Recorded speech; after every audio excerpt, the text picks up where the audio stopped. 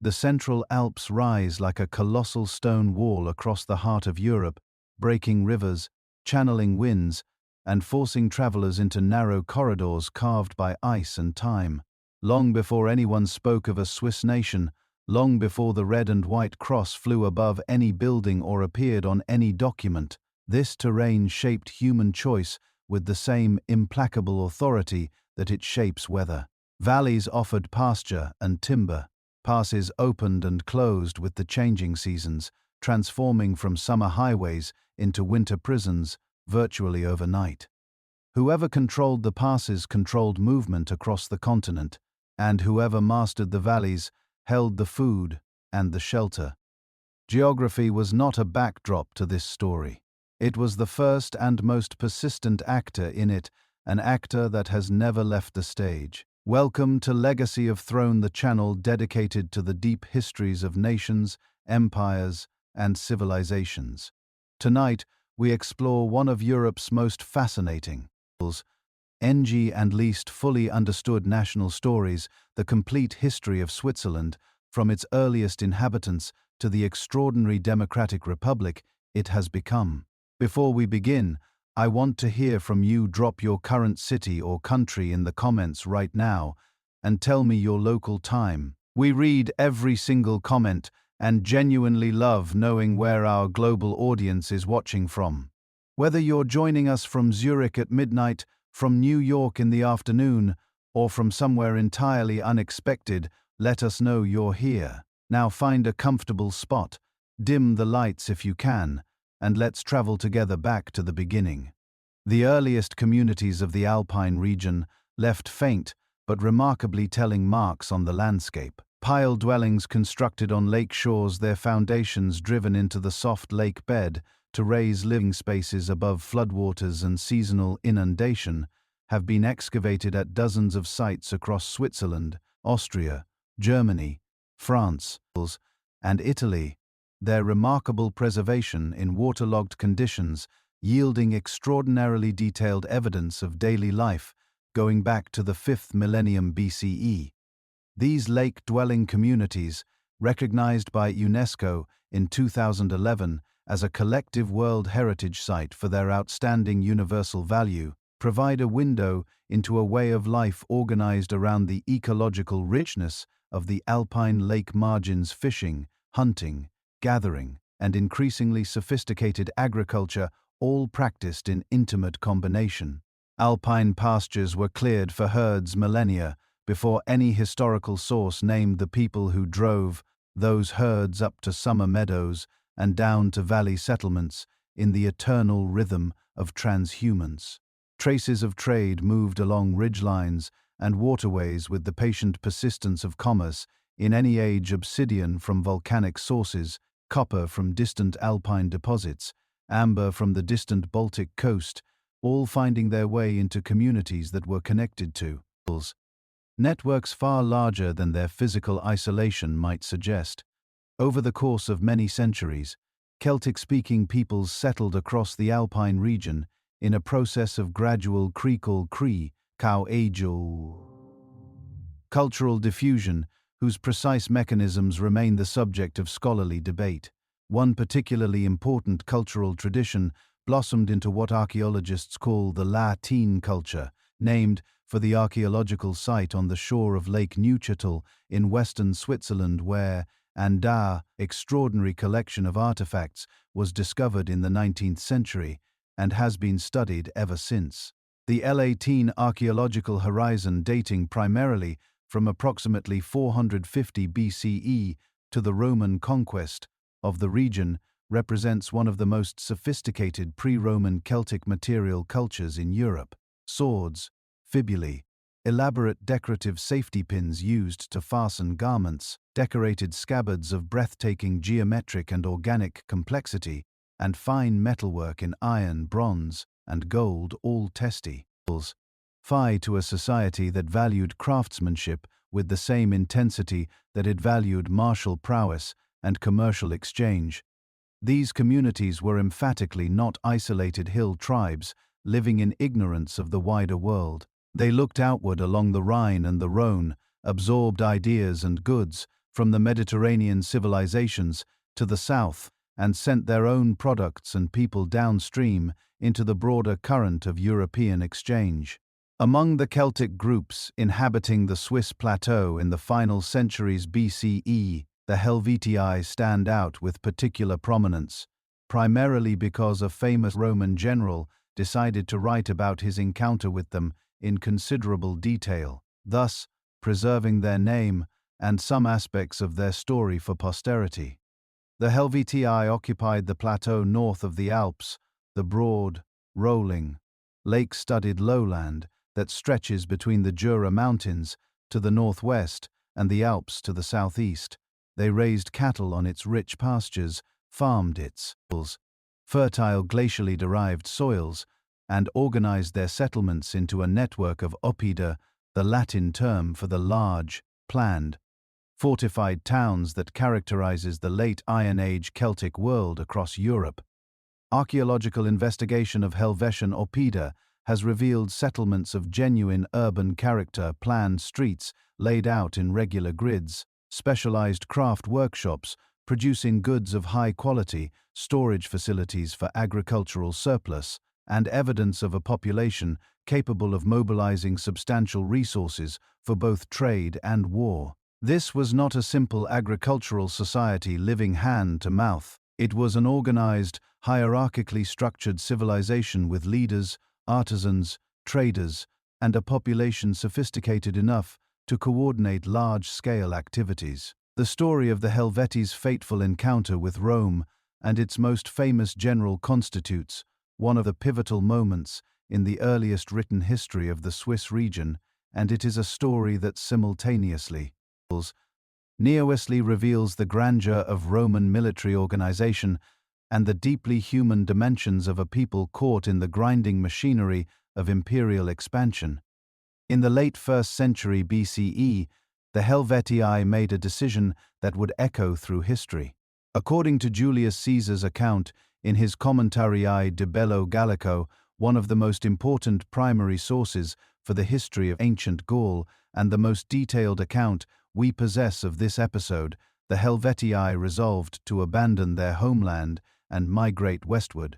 The reasons were multiple and overlapping. Environmental and demographic pressure on the carrying capacity of the plateau, increasing threat from Germanic groups pressing across the Rhine from the north, and the ambition of certain leaders who believed that greater opportunities lay in the bitter lands of Western Gaul, all contributed to this extraordinary collective decision. The scale and deliberateness of the preparation speaks to an organized society capable of sustained collective action.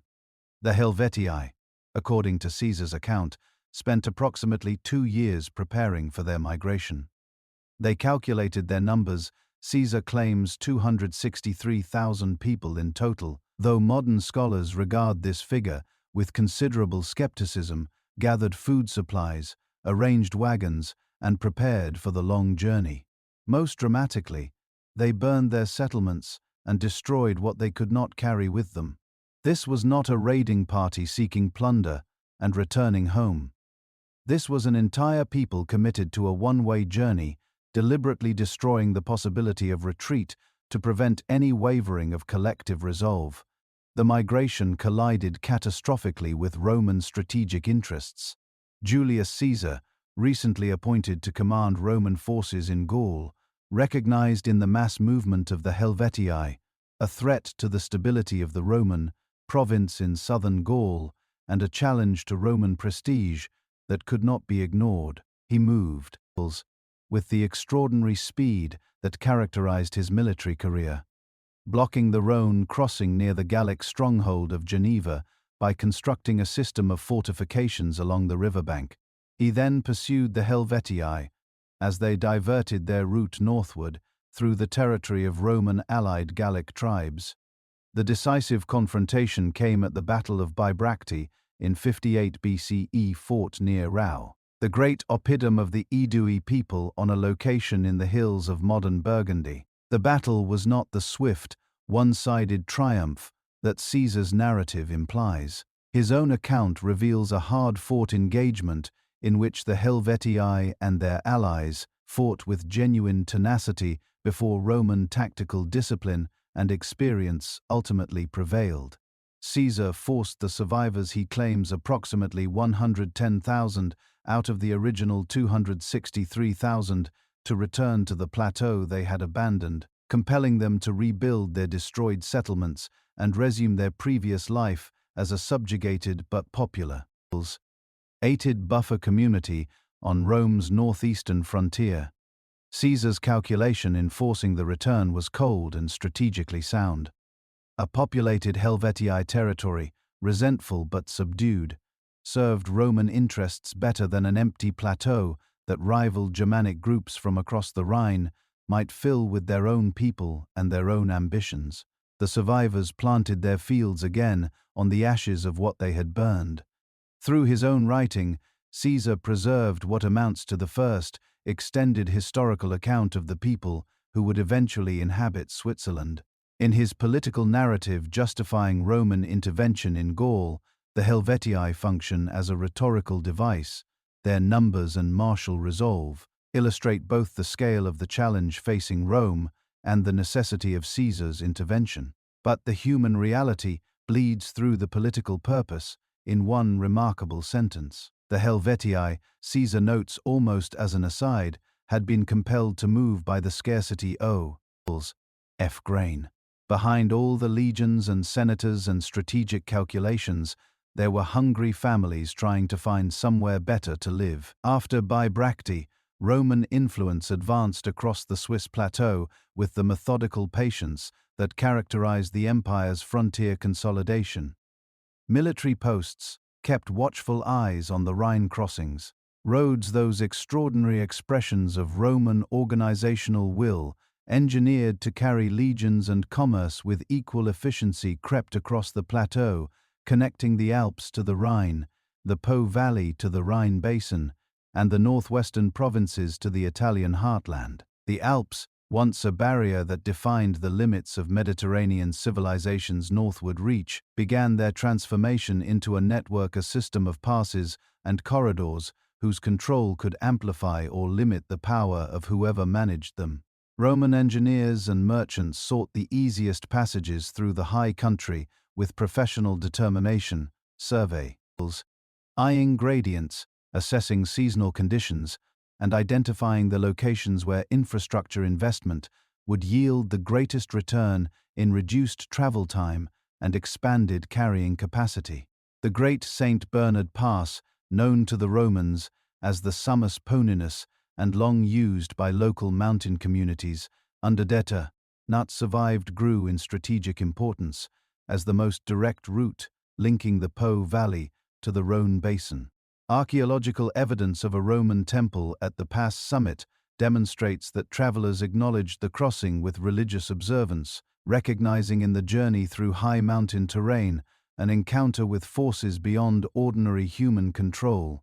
The god honored there, whose name combined the Celtic Poninus with Roman Jupiter, embodied the blending of religious traditions that characterized Roman provincial culture throughout the Alpine region.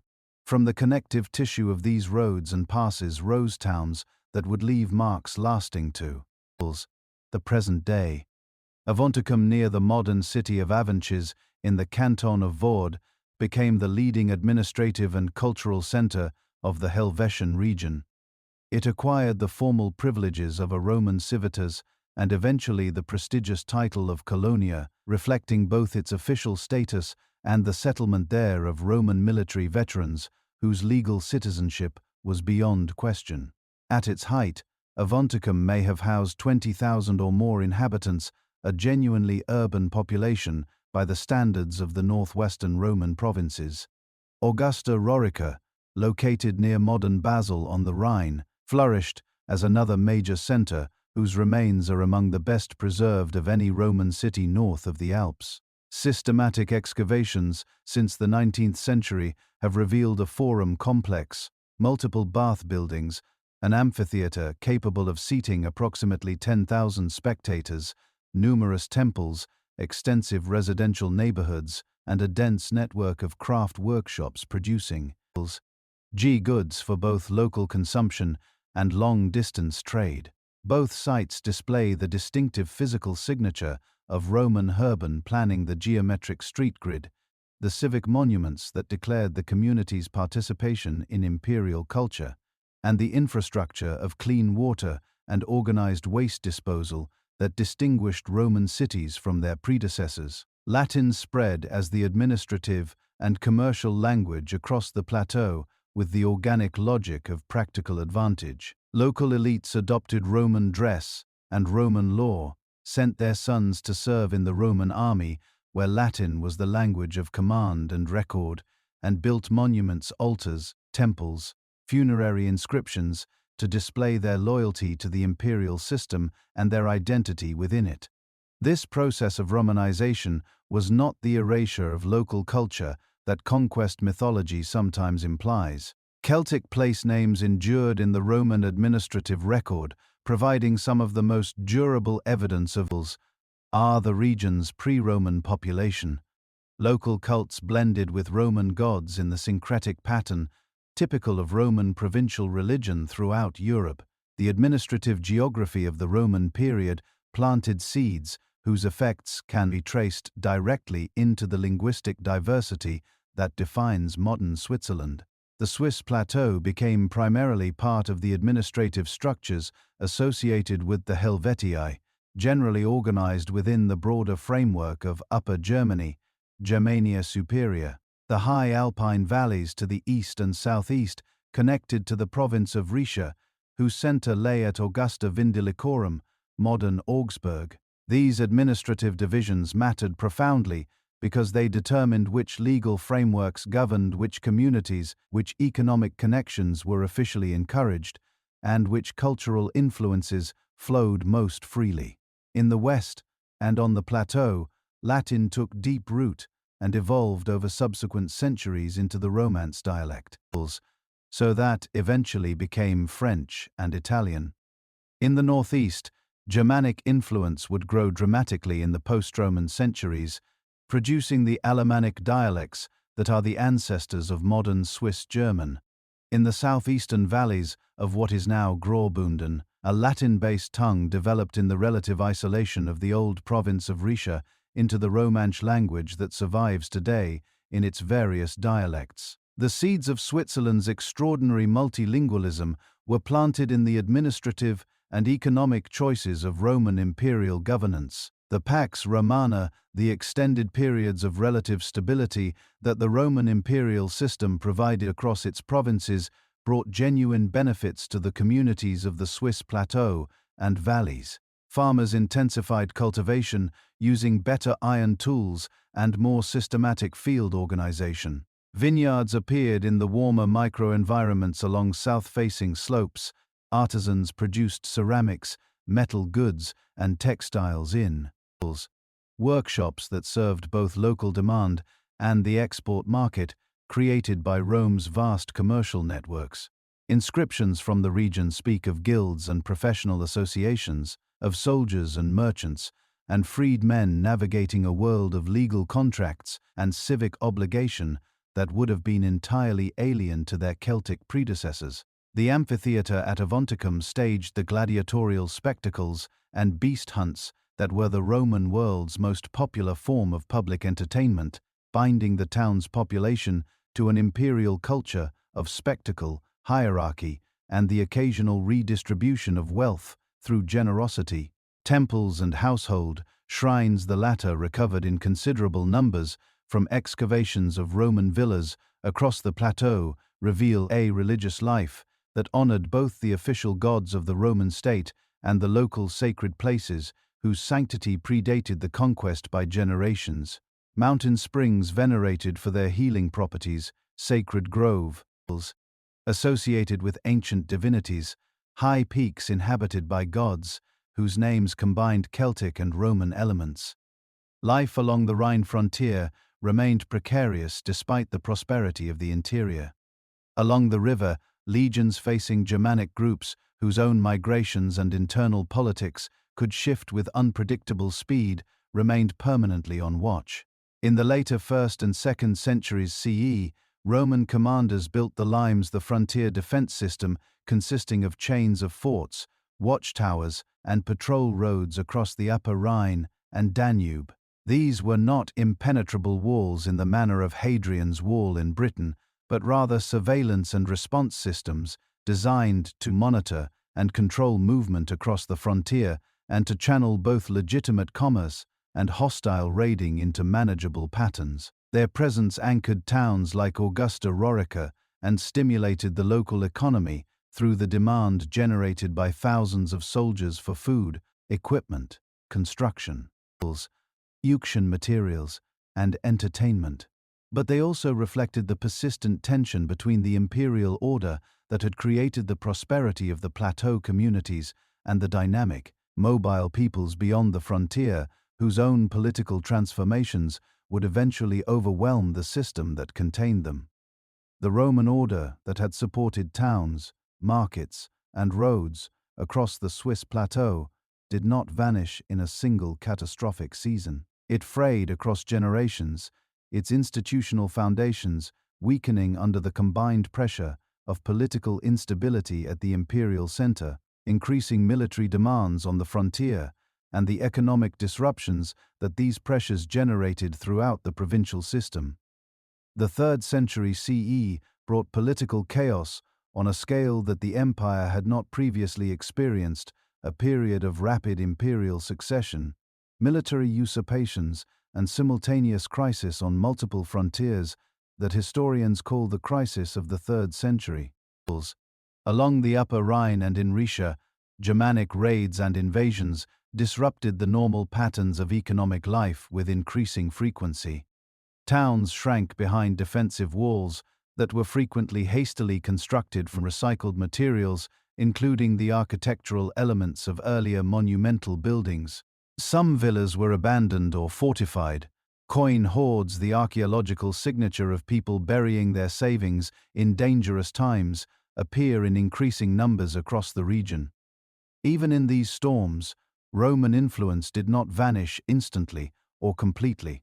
Christianity began appearing in the late imperial period, carried by traders, soldiers, and missionaries who followed the same road network that had previously moved bronze and wine and olive oil. Bishop seats emerged at nearby centers Geneva, Lausanne, Basel, and Chur. All have episcopal traditions reaching back to the late Roman period. The idea of a universal faith traveling along imperial communication networks set the stage for the monasteries that would, within a few centuries, anchor learning, agricultural development, and community organization across the Alpine valleys. Two large population movements reshaped the demographic and cultural map of what would become Switzerland during the 5th and 6th centuries CEE. In the northeast, Alemannic settlers pushed into the plateau, the Lake Country, and the Upper Rhine Valley, their speech and customs taking root in villages and farmsteads across what is now German-speaking Switzerland. Their name survives today in the French word for Germans, Alemans, and in the term Alemannic German, which encompasses the Swiss-German dialect continuum that characterizes the northeastern portion of the country. In the west and southwest, Burgundian groups established themselves among Romance-speaking communities and former Roman landholders in a process that combined military power with a remarkable degree of cultural accommodation. The Burgundians adopted Christi, Aniti, and absorbed substantial elements of Roman legal tradition, producing the Lex Burgundianum, the Burgundian law code that governed relations between the Germanic newcomers and the Roman population they ruled. This legal blending was not mere pragmatism. It reflected a genuine process of cultural synthesis in which the Burgundian elite recognized that their legitimacy and effectiveness as rulers depended on incorporating and adapting rather than simply displacing the traditions of the communities they governed. The bishop seats that had survived from the late Roman period played vital roles in this transition. Bishops maintained Latin literacy in an era when most secular administrators had abandoned it. They kept archives of charters and legal documents that preserved institutional memory across political disruptions. They mediated between communities and the successive rulers who passed through the region. Their sees became islands of institutional continuity when civic institutions, ons failed, places where the accumulated administrative and legal knowledge of the Roman tradition survived in the hands of clerics who had been trained to read, write, and argue cases according to written law. By the later 5th century, Frankish forces, under the extraordinary war leader and political organizer Clovis, were consolidating power to the northwest through a combination of military victory, religious conversion to Catholic Christianity, an event of enormous political significance since it aligned the Franks with the Roman Church and distinguished them from the Arian Christianity that most other Germanic rulers professed, and shrewd political manipulation of existing Roman administrative structures. His victories over rival Gallic kings altered the balance of power throughout the former Western Roman provinces and pulled the Alpine region progressively into the Frankish orbit. The Frankish absorption of Burgundy in the early 6th century and the imposition of Frankish doms income over the Alemannic dukes of the northeast brought the Swiss plateau within a single political framework for the first time since the Roman period, though the term political framework should be understood with appropriate qualification. Frankish control meant tribute, military service, and the acknowledgement of Frankish royal authority, but it left local law and customs substantially intact and relied heavily on the existing networks of bishop seats and monasteries to provide the administrative services that the Frankish court required. Law codes from this period preserve a remarkable window into the social organization of the early medieval Alpine world. The Burgundian law, drafted under kings who genuinely sought to govern both Burgundians and Romans according to principles that both communities could recognize, set out rules for property rights, marriage customs, and the compensation owed for various forms of injury and theft. The Lex Alemannorum recorded local Alemannic praals, CTAs, in written form, a process that simultaneously preserved existing customs and transformed them by fixing them in writing, making them subject to the interpretation of literate clergymen rather than the memory of community elders. Written law served both governance and social peace in ways that pure oral tradition could not. A ruler who could cite a written code could adjudicate consistently across wide territories without requiring personal presence at every dispute. Communities that had their customs reduced to written form possessed a shield against arbitrary local strongmen who might otherwise reinterpret tradition in their own favor.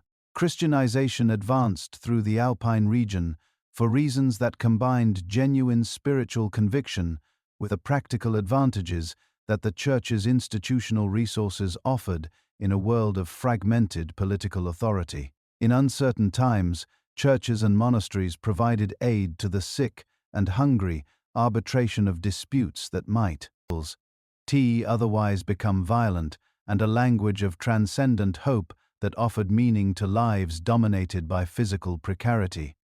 Missionaries from Irish and British monastic traditions, carrying a form of Christianity shaped by the austere, scholarly, and theologically sophisticated culture of the Celtic Church, journeyed through the region following old Roman roads and river routes. One of these missionaries, Gallus, settled near the Steinach stream in what is now the canton of St. Gallen, and lived the ascetic life of prayer and manual labor that his tradition prescribed. His memory inspired a monastic foundation that grew, over the course of the 8th and 9th centuries, into one of the most important cultural centers in Carolingian Europe.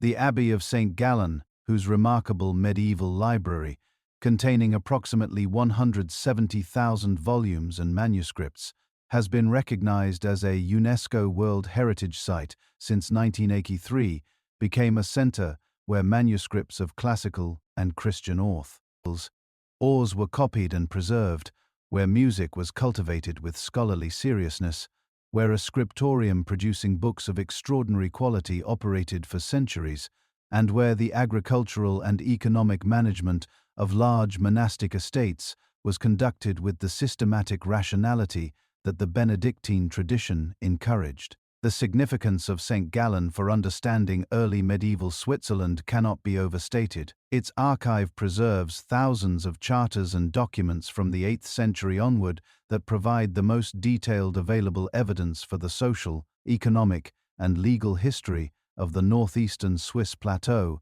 during the early medieval centuries.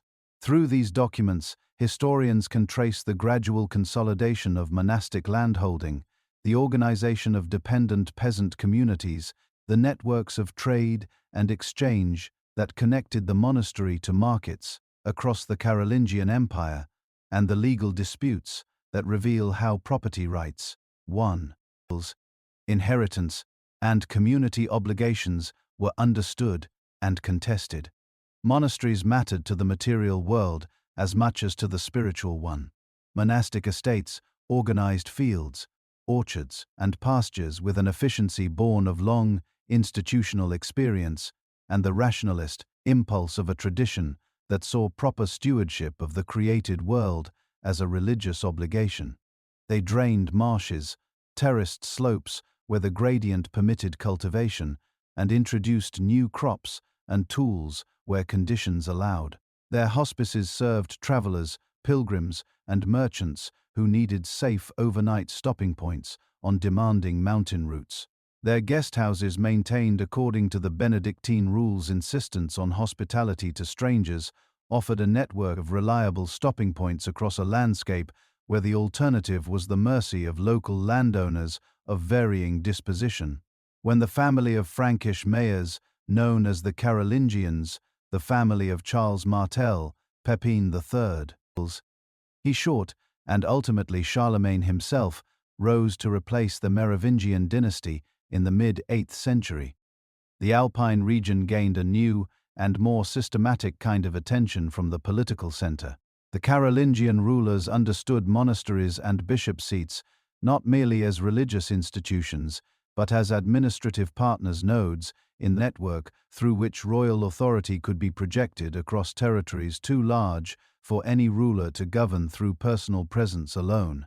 The Carolingian project brought schools into being around cathedrals and monasteries throughout the empire, the educational reform associated primarily with Charlemagne and his scholarly advisor Alcuin of York, whose systematic effort to improve the literacy of the clergy served the imperial administration's need for competent administrators as much as the Church's need for theologically educated priests. Children of local elites in the Alpine region, the sons of counts and wealthy landowners, who would eventually occupy the administrative and ecclesiastical positions through which Carolingian governance operated, learned Latin letters, computus, the mathematical techniques required for calculating the church calendar, and the basics of law in these cathedral and monastic schools. The pipeline of educated clerics and administrators that resulted reinforced the prestige of the church, stabilized the realm, and created a tradition of literacy-based governance whose effects would be felt for centuries. The political geography of the Alpine region shifted significantly in the decades following Charlemagne's death in 814 CE and Bundiati CE and the subsequent fragmentation of his empire through the Treaty of Verdun in 843 CE and subsequent agreements among his grandsons. The Swiss plateau found itself sitting on the seam between the eastern and western Frankish kingdoms and the Middle Dar kingdom, the portion allocated to Lothier that stretched from the Low Countries through Burgundy and into northern Italy. Alley. These partitions mattered enormously because they determined which kings granted lands to which nobles and abbeys, who held the strategic mountain passes, and who collected the tolls and customs revenues that those passes generated. Borderlands rarely enjoy quiet, but they do breed pragmatism in their inhabitants. Local counts in the Swiss plateau learned to negotiate with more than one royal court, playing their multiple potential overlords against each other to extract concessions and protections. Monasteries cultivated patrons in several royal courts simultaneously to safeguard their privileges and immunities against the inevitable fluctuations of political fortune.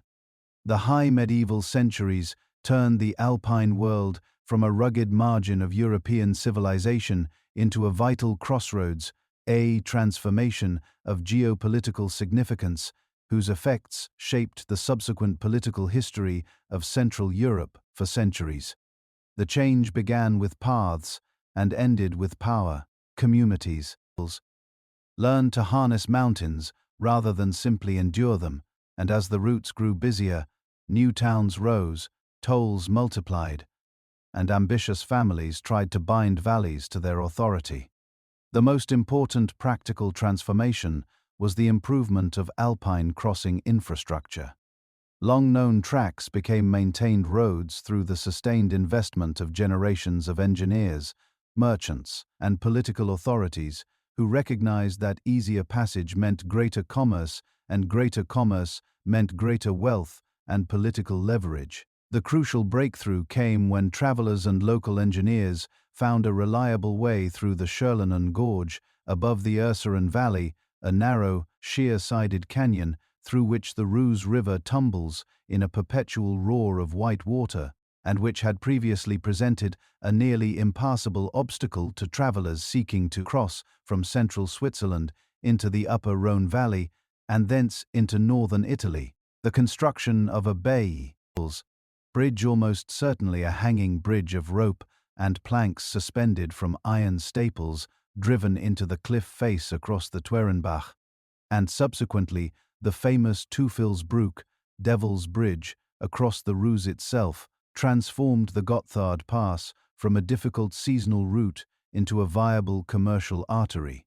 Pack trains could now move wool and cloth northward across the pass and carry salt, wine, and spices back south with a predictability and a carrying capacity that made systematic investment in the route worthwhile for merchants and political authorities alike. The economic consequences cascaded outward from the improved pass in ways that would have been easily predictable to anyone familiar with the relationship between infrastructure and commerce.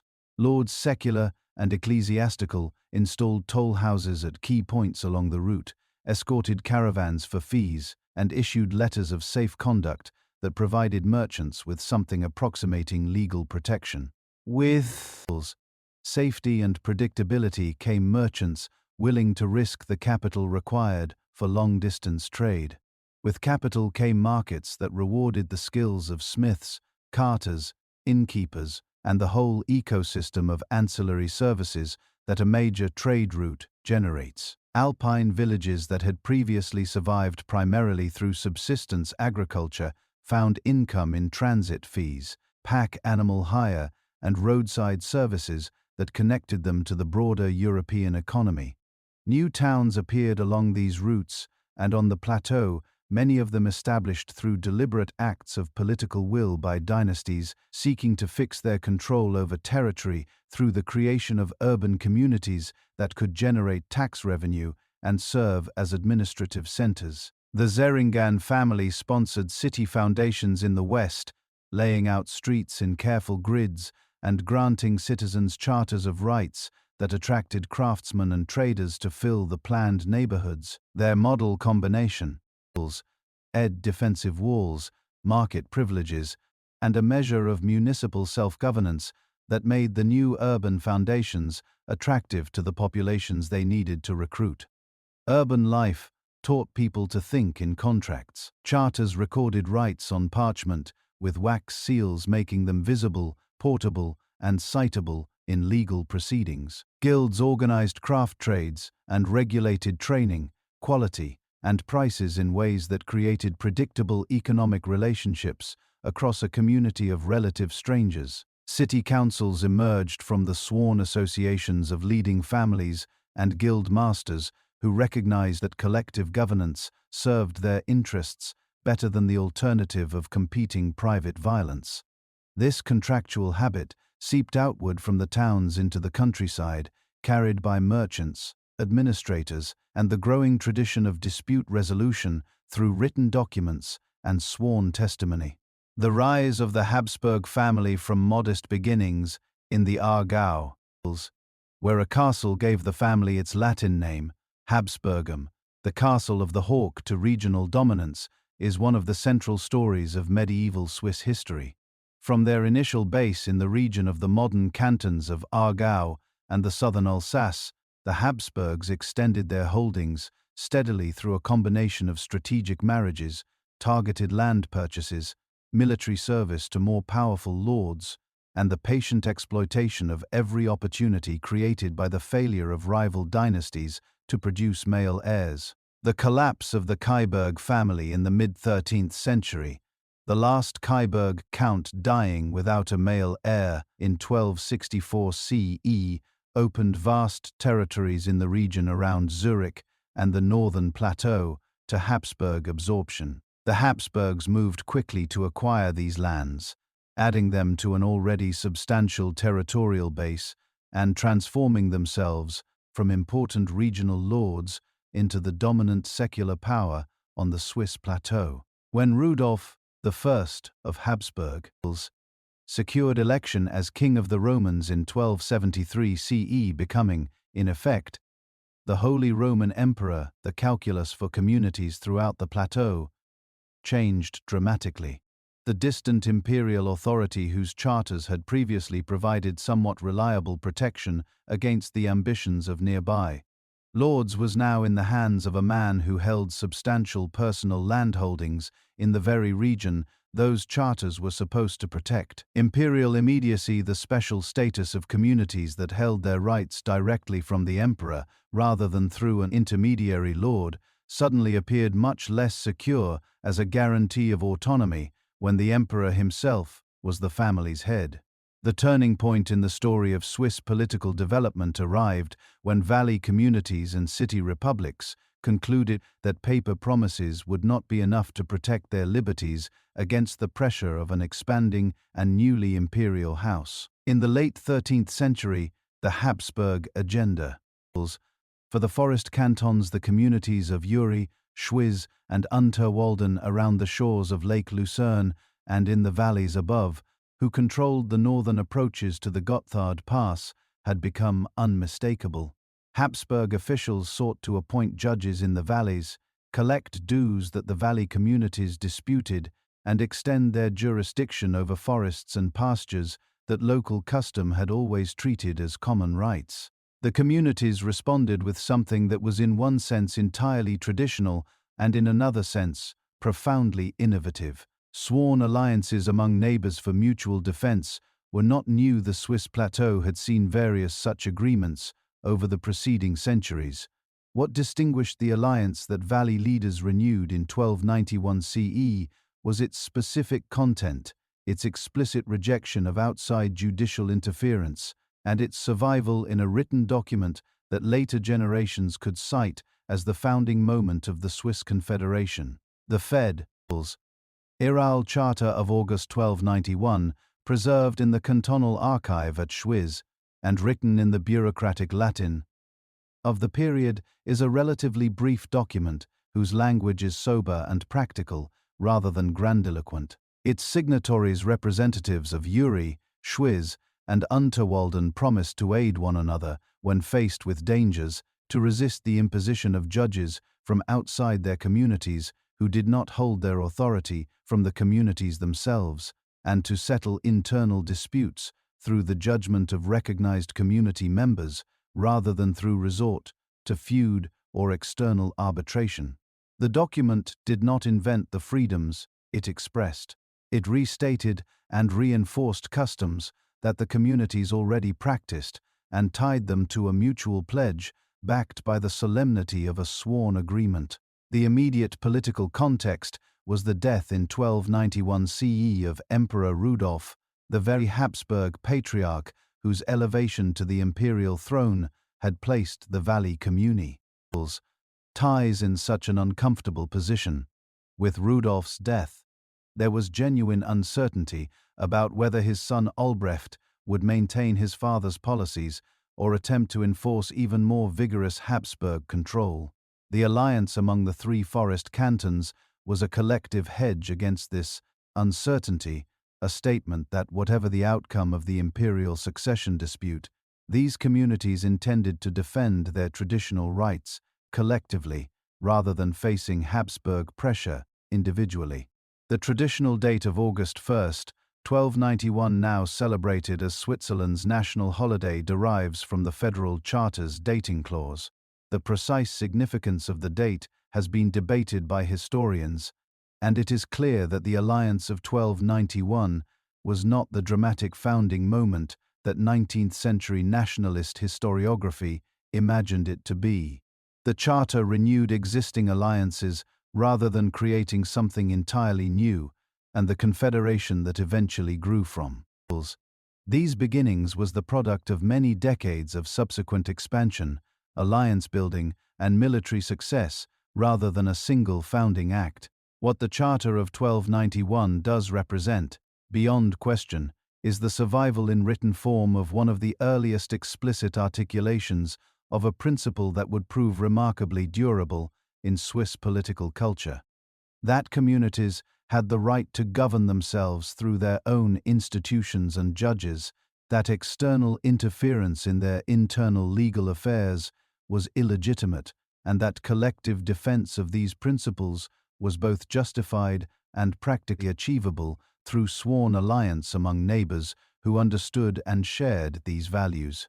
Events escalated in the decade that followed the Federal Charter's conclusion. Habsburg influence spread aggressively into the territories surrounding the forest cantons, and officials appointed by Habsburg rulers made their presence felt in ways that the valley communities experienced as violations of their rights and their dignity.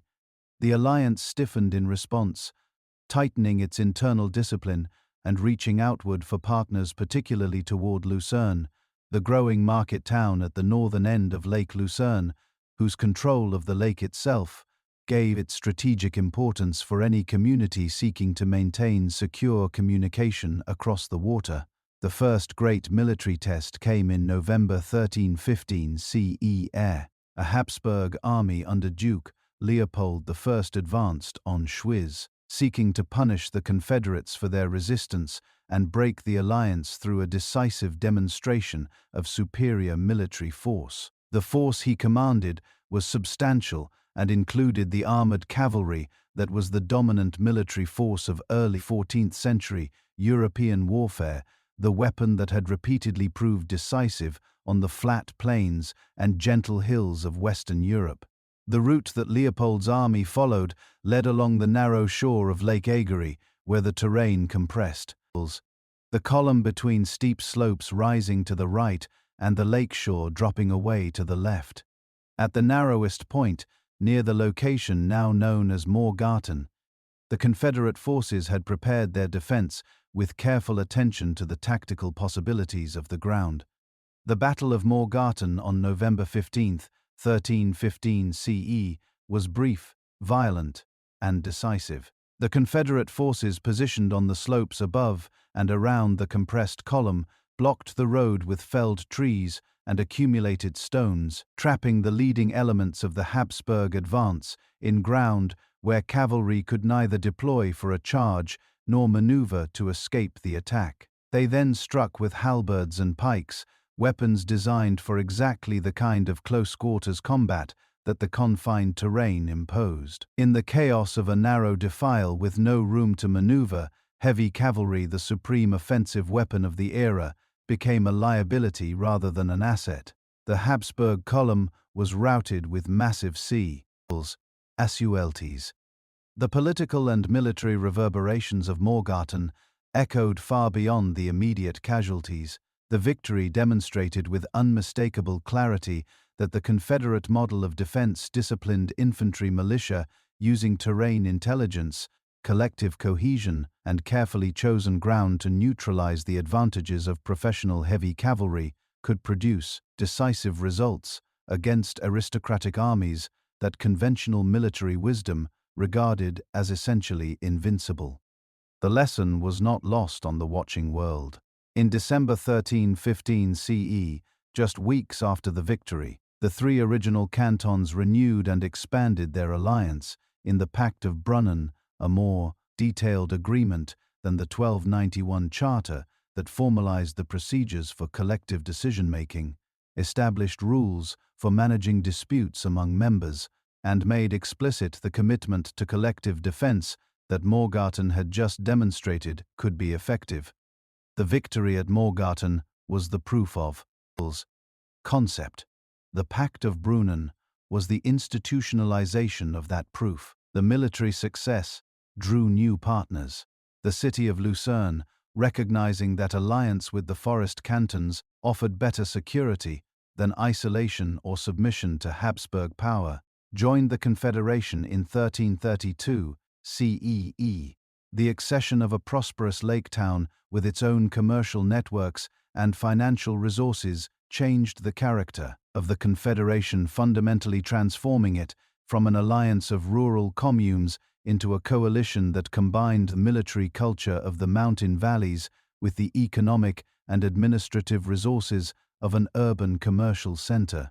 The pattern of combining rural and urban partners in a common defensive and political framework would become the template for the Confederation's subsequent expansion.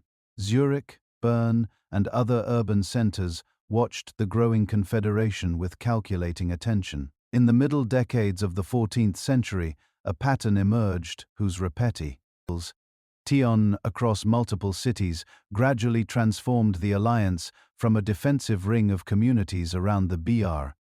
Adatard into a broader confederacy encompassing both rural communes and urban republics across the central Swiss plateau. Each new partner brought resources, financial, military, diplomatic, that enhanced the Confederation's collective capacity. Each accession also raised new questions about how to manage the diversity of interests that a larger and more varied alliance inevitably generated.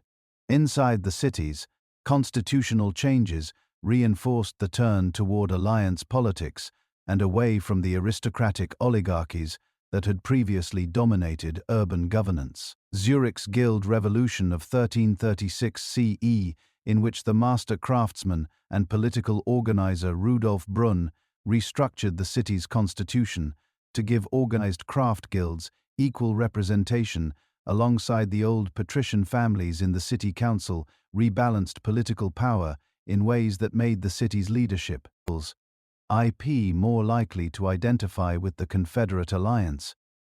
Guild-led councils were more disposed to seek collective security through partnership with neighboring communities that also prized assemblies and written rights than to pursue the aristocratic independence of the old patrician families. The development of the Federal Diet, the regular assembly of Confederate delegates that managed common business, including disputes between members, joint diplomatic relations, and coordinated military planning, was as important for the Confederation's long-term survival as any single military victory.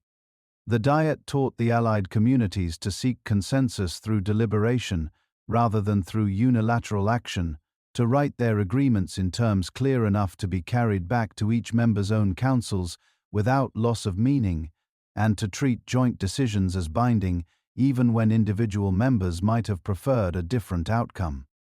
This organizational culture, the habit of talking to each other regularly, of subjecting disagreements to formal procedures, of documenting agreements in writing that could be cited when disputes arose, proved in the long run more consequential than any military achievement.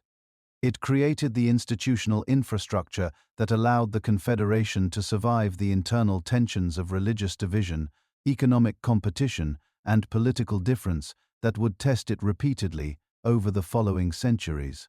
The military victories of Sempach, 1386 CE, and Näfels, 1388 CE, in which Confederate forces defeated Habsburg-led armies through the same combination of disciplined infantry tactics, terrain intelligence, and collective cohesion that had proved decisive at Morgarten, cemented the Confederation's military reputation across European courts and changed the terms on which its neighbors dealt with it.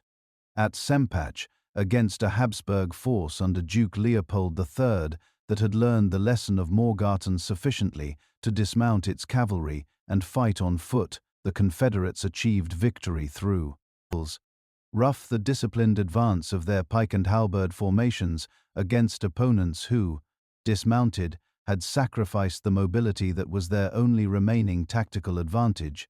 The legendary figure of Arnold Winkelried, who reportedly gathered a sheaf of enemy pikes to his own chest, dying but creating a gap in the opposing formation through which the Confederate advance could pour, may or may not be historical, but the collective discipline it symbolizes almost certainly is. Contemporary accounts from outside the Swiss Confederation began to treat it as a recognized political actor, not merely as an inconvenient collection of mountain communities to be subdued when opportunity permitted, but as a force whose friendship and enmity both had calculable consequences for the regional balance of power. Princes who had dismissed the Confederates as obstinate peasants began to send envoys seeking alliances or at minimum promising non-interference. The legal instrument was the same as it had always been: reciprocal oaths, arbitration rules, and commitments to act jointly in war and peace, but the parties sitting across the table were no longer dismissing the Confederates as temporary obstacles. The acquisition of the Aargau in 1415 CE, when the Confederation moved swiftly to exploit the imperial ban placed on the Habsburg Duke Frederick IV, seizing the territories that the Habsburgs had long held in the plateau region north of the Tuohe Alps, was the single most important territorial expansion of the early Confederation period. Control of the Aargau gave the alliance a broad swath of territory along the rivers connecting the plateau to the Rhine, secured the western approaches to the Gotthard corridor, and provided the Confederation with a substantial agricultural and commercial base that significantly increased its collective resources. The Aargau acquisition also forced an institutional innovation that would prove important for subsequent development. The conquered territory could not simply be absorbed by any single canton without creating an imbalance that would threaten the alliance's internal cohesion. The solution was the jointly administered bailiwick, a subject territory governed collectively by rotating officials appointed from multiple member cantons, with revenues and responsibilities shared according to agreed formulas. The joint bailiwicks became laboratories of Confederate cooperation, teaching the member cantons to work together on the concrete administrative tasks of governance rather than merely on the ceremonial occasions of diet and diplomatic negotiation. The young Confederation entered a new kind of struggle when the ambitions of one of Europe's most powerful rulers collided directly with the interests and the security of the Alpine towns and valleys. Charles the Bold, Duke of Burgundy, who ruled a domain stretching from the North Sea coast of the Low Countries through the Franche-Comté and approaching the Jura and the Alps, dreamed of welding his scattered territories into a consolidated Middle Kingdom that would rank, alongside France and the Holy Roman Empire, as one of the major powers of European politics. His eastward ambitions brought him into direct conflict with the Swiss Confederation and its regional allies. The immediate causes of the conflict combined overlapping territorial claims, Burgundian pressure on the Free City of Mulhouse and other communities in the Upper Rhine region, allied with or sympathetic to the Confederation, and the desire of Bern, always attentive to the western approaches to the Confederation's heartland, to eliminate a powerful military presence on its doorstep. But the underlying dynamics involved the convergence of multiple European powers whose interests aligned temporarily against Burgundian expansion. France under Louis XI, who was happy to see Burgundian power checked by any means available. The Habsburgs, who feared an enlarged Burgundy threatening their own Alsatian territory. The Swiss Confederation, which wanted Burgundian garrisons removed from communities on its frontiers and its trade routes secured against Burgundian tolls and arbitrary exactions. The Battle of Grandson, on March 2, 1476, showed the evolving Swiss military system in open country. After a Burgundian siege and the execution of the garrison that had surrendered, Confederate forces marched to relieve the area.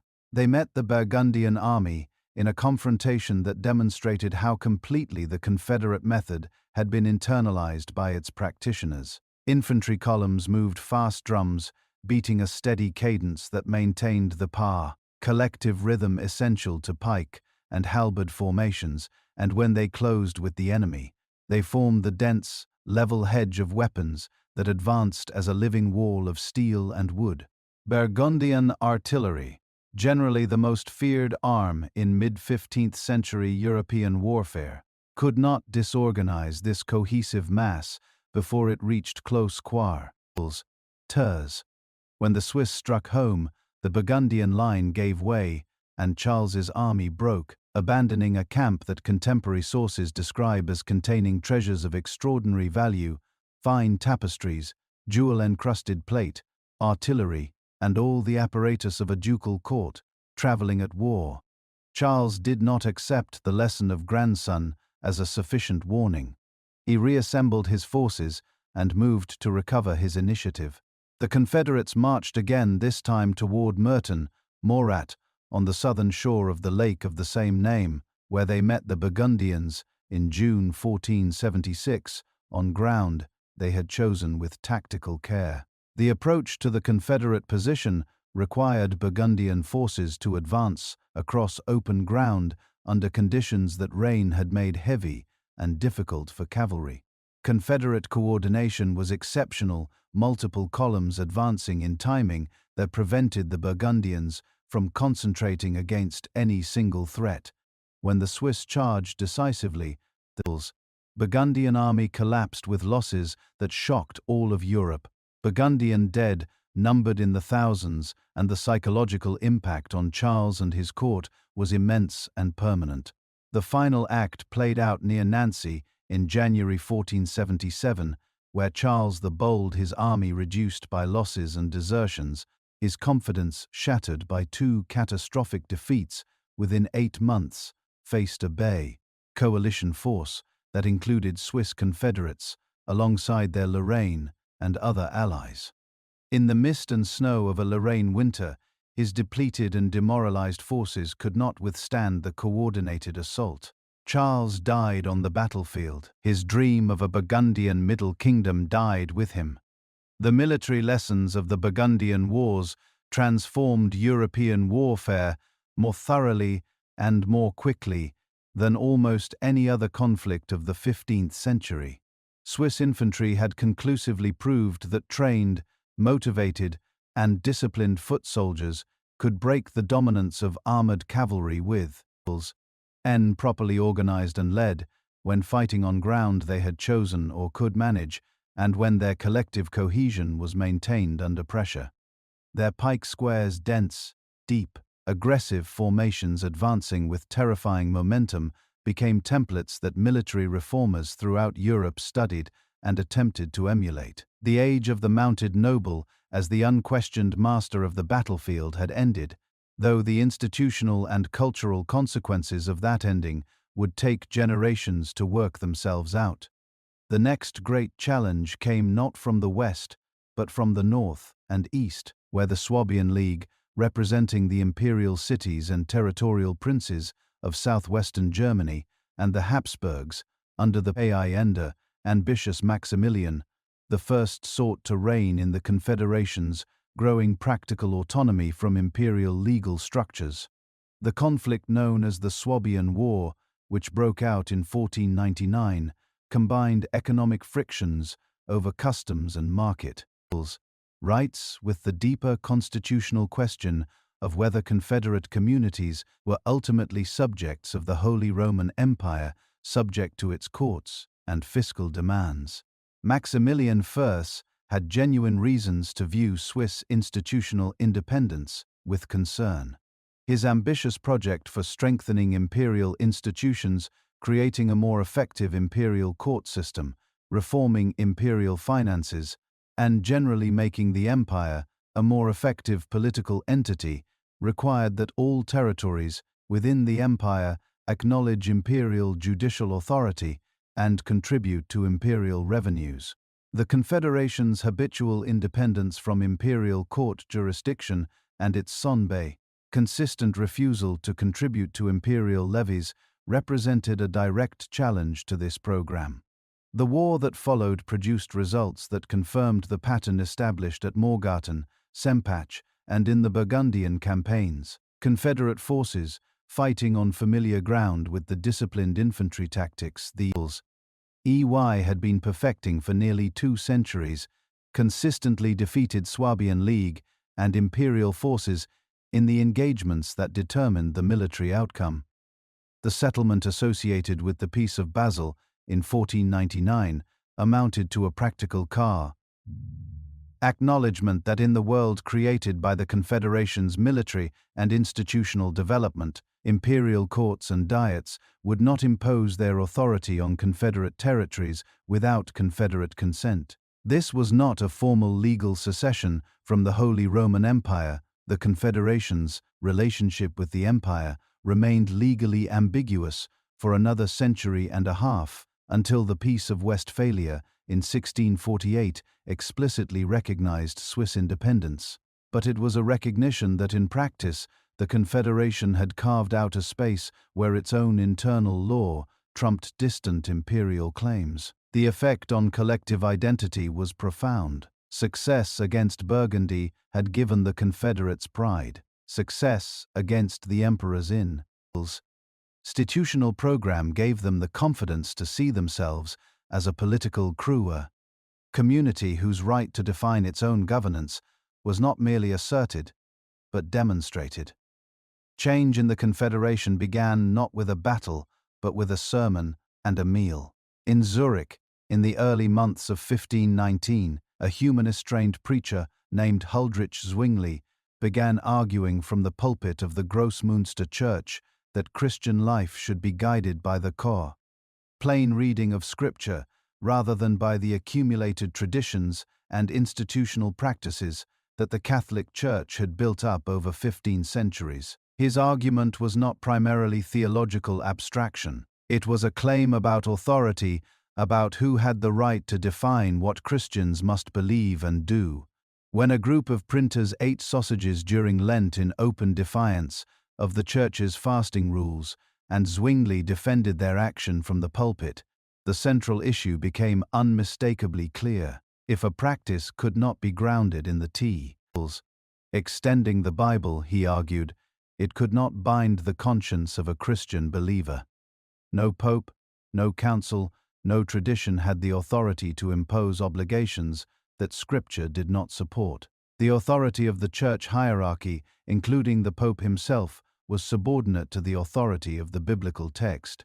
The Zurich City Council, accustomed to the contractual approach to authority that was second nature to a city governed by a constitution of written rights and guild regulations, convened public disputations in 1523 CE, in which Zwingli's positions were debated before a public audience, including both clergy and civic leaders. Zwingli's side carried both the first and second disputations, and the council proceeded to implement a program of religious reform that transformed Zurich's religious landscape with remarkable speed. The physical changes were dramatic and deliberately symbolic. The ornate furnishings of medieval Catholic worship, altarpieces, reliquaries, statues of saints, stained glass were removed from Zurich's churches and in many cases destroyed, a process carried out with a thoroughness that later struck observers from outside the Reformed tradition as iconoclastic violence, but that Zurich's reformers understood as the removal of obstacles between the Christian and the text of Scripture. The Mass was replaced by a simpler service centered on the reading and exposition of Scripture, communal prayer, and a celebration of the Lord's Supper understood as a memorial commemorating Christ's death rather than as a sacrifice in which Christ's body and blood were truly present. Monasteries were dissolved and their resources redirected to schools and hospitals. For many citizens of Zurich, these changes felt like liberation a direct encounter with sacred texts that the medieval church's emphasis on institutional mediation had obscured, a simplification of religious life that aligned spiritual practice with the contractual, rational culture of civic Switzerland's land. For others, the changes represented the destruction of a sacred tradition, the elimination of beauty, ceremony, and the rich sensory experience of medieval Catholic worship in favor of a stern new order that valued plain speech and legible doctrine over the cultivated mystery of the ancient liturgy. Across the Confederation, towns and valleys watched Zurich's experiment with intense attention. Bern, the most politically significant city in the Western Confederation, moved toward reform after a public disputation in 1528 CE produced a majority for the reformed position. With Bern's considerable weight added to Zurich's, the Confederation found itself divided along confessional lines whose depth and durability would shape Swiss politics for generations. Zwingli's theological positions pushed further in certain directions than Martin Luther was willing to follow.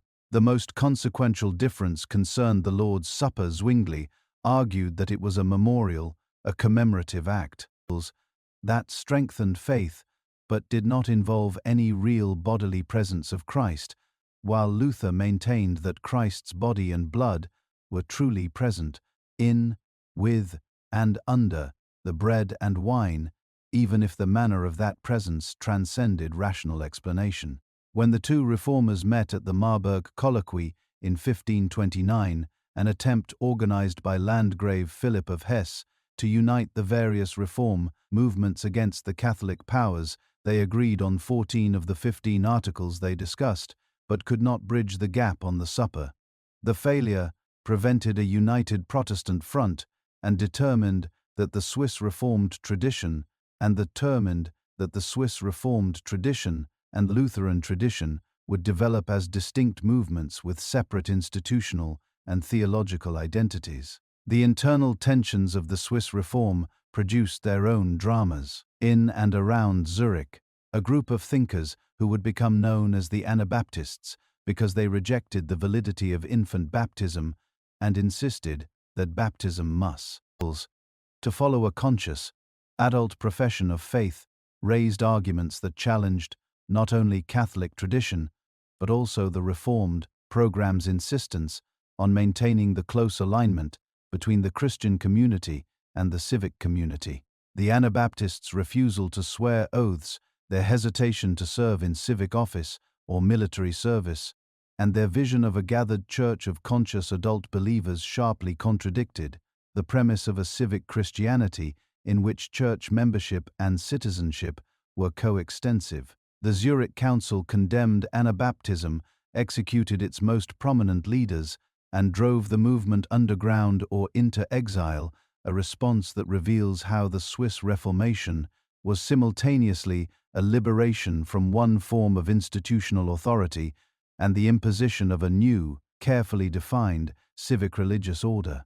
John Calvin's Reform of Geneva represents a different trajectory within the broader stream of Swiss Reformed Protestantism.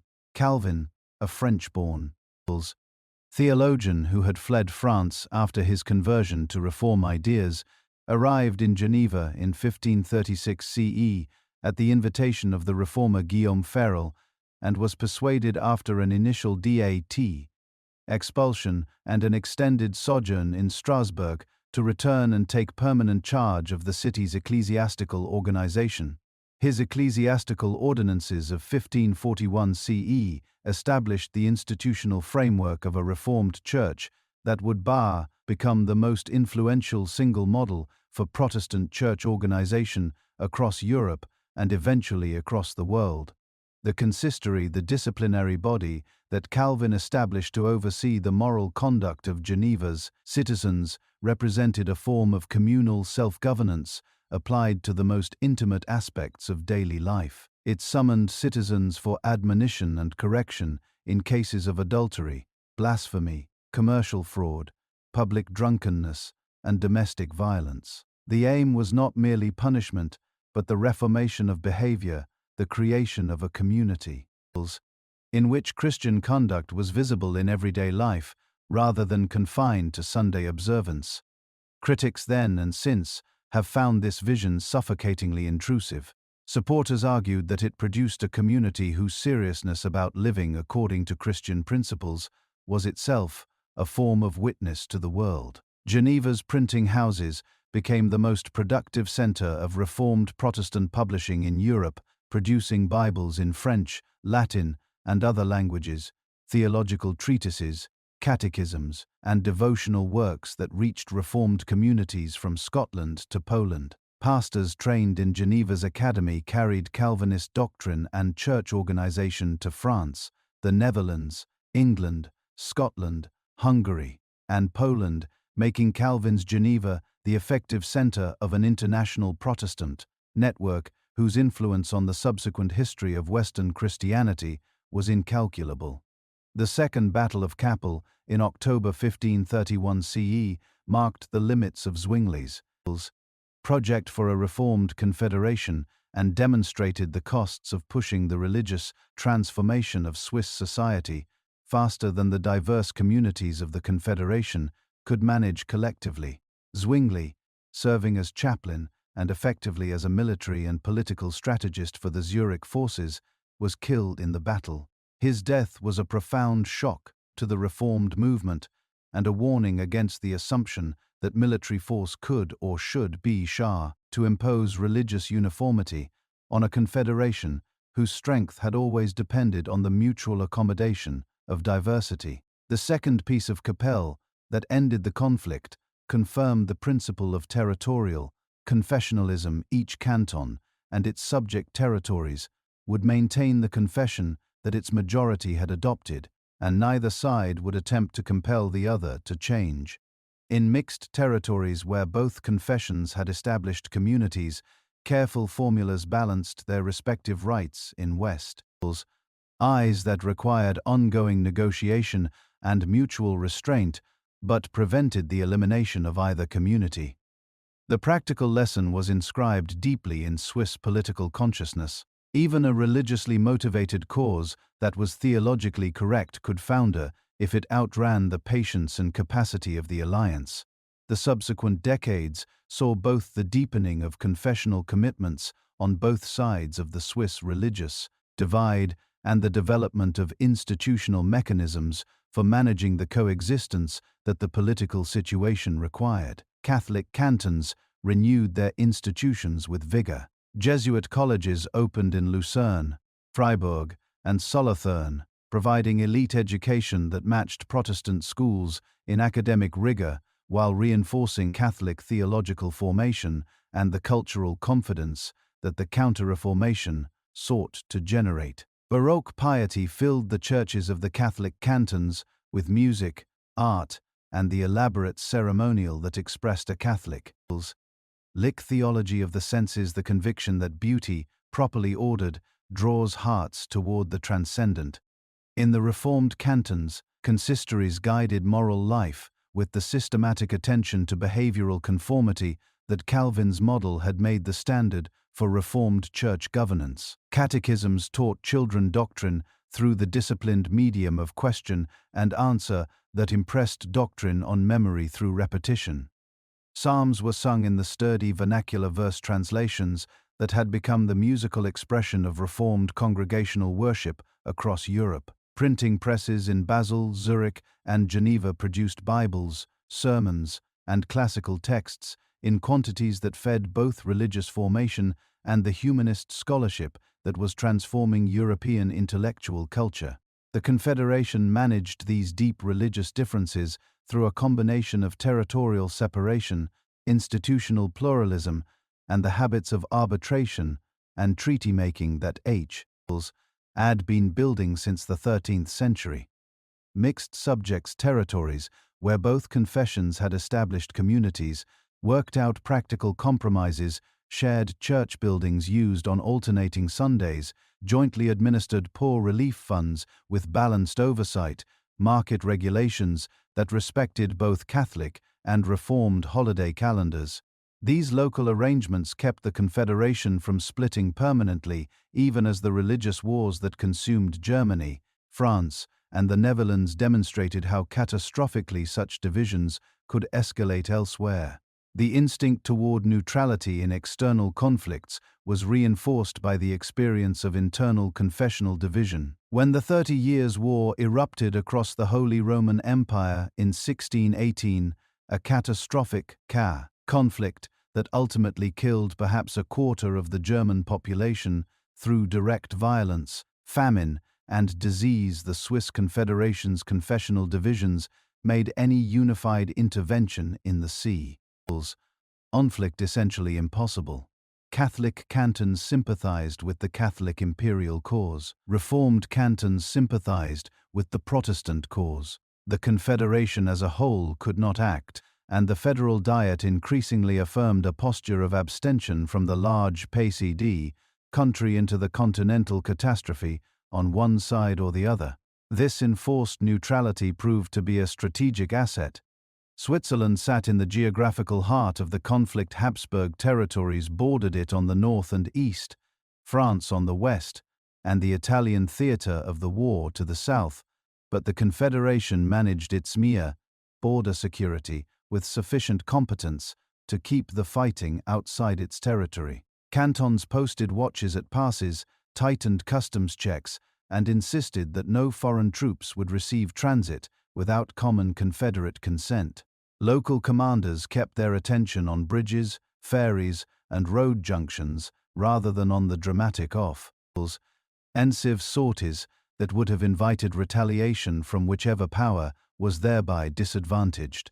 The Peace of Westphalia in 1648 CE brought the 30 Years' War to its exhausted conclusion and provided Switzerland with a formal international recognition that its practical independence had earned across the preceding century and a half. Swiss envoys pursued one clear goal in the Westphalian negotiations: explicit recognition that the Confederation stood outside the legal reach of imperial courts and diets. The peace treaties of Osnabrück and Münster, concluded in October 1648, included language that effectively acknowledged the Confederation's independence from the Holy Roman Empire, formalizing in internationally recognized legal text what had been a practical reality for generations. If neutrality was one pillar of the Confederation's 17th-century identity, contracted military service abroad was the other. The military reputation built through the Burgundian Wars and the Swabian War created a sustained European demand for Swiss infantry that persisted long after the Confederation itself had committed to neutrality at home. Princes from France, Spain, the Papal States, Savoy, Venice, and various Italian duchies actively sought regiments raised in the cantons, and the formal contracts capitulations that governed these arrangements became an important element of Swiss diplomatic and economic life. A capitulation specified pay rates, rations, recruitment zones, the legal jurisdiction applicable to Swiss soldiers in foreign service, conditions for terminating the contract, and provisions meant to prevent Swiss troops from being deployed against Swiss interests or against other Swiss contingents, serving different powers, a safeguard that reflected an emerging ethical awareness of the complications created by Swiss soldiers potentially facing each other on opposing sides of a European conflict. The social consequences of the mercenary economy were complex and ambivalent. For young men in the valleys and towns, foreign service offered wages, adventure, and the prospect of advancement through demonstrated military skill that local agricultural life could seldom provide in comparable measure. For families, the cash that soldiers remitted home could pay rents, finance land purchases, or fund the establishment of a craftsman's workshop. For city councils and rural elites, the mercenary business generated diplomatic influence with foreign courts and a stream of cash that could be taxed or steered into public improvements. But the costs were real and widely recognized. Men who died in foreign campaigns left families without their labor and their presence. Veterans who returned with injuries, physical and psychological, required the care of communities whose resources were limited. Preachers regularly gave thanks for safe returns, while warning against the moral dangers of the mercenary life and mourning those who did not come back. The question of whether foreign service was a path to honor and prosperity or a trade that bled the countryside of its best men never received a final answer in Swiss public life, because the economic reality continued to make the answer different in different circumstances. France emerged as the most significant partner in the Swiss military service system. The French crown, relying on steady, disciplined Swiss infantry to supplement its own forces, negotiated broad capitulations with the cantons that assigned specific communities the Tène, raised regiments, and guaranteed their special privileges, their own chaplains, their own internal disciplinary courts, the right to withdraw in the event of certain conflicts. The French Guards and the Swiss Guards in Paris became symbols of a relationship that was simultaneously commercial, diplomatic, and cultural. Swiss communities receiving French gold and French prestige, while providing France with a military capacity whose reliability was proven by long experience. Within the Confederation, the 17th century saw the progressive consolidation of patrician rule in the major cities. The fluid constitutions of guilds and noble families that had governed urban centers during the Confederation's formative period hardened into das partnered into more stable oligarchies as established families systematically narrowed access to the civic offices through which political power was exercised. In Bern, the Great Council's membership became progressively more restricted to a closed patriciate of established families. In Zurich, guilds lost ground to an inner circle of notables. In Lucerne and Fribourg, Catholic patricians blended sincere piety with systematic patronage to maintain a tight hold on the offices of governance. This managerial oligarchy justified its dominance with a language of prudence and order that had genuine content. The patrician councils of Swiss cities were, by the standards of their era, relatively competent administrators who kept Grain Street, ores filled, markets functioning, roads maintained, and public order preserved with a consistency that made their claim to provide benevolent governance not entirely hollow. But their management of the Confederation's subject territories, particularly Bern's governance of the VOD, whose French-speaking population found itself ruled by German-speaking Bernese masters, generated the sediment of resentment that would later be stirred to explosive effect by the winds of revolution. Economic life in the 17th and 18th centuries underwent a quiet transformation whose cumulative effects rivaled any political change in their significance for daily experience. Merchants and master manufacturers discovered that rural households could produce textiles for export under a putting out system, a form of proto-industrial organization that distributed raw materials to rural workers who processed them at home and returned the finished products to merchant organizers who coordinated production, Tène, and managed the commercial relationships with distant markets.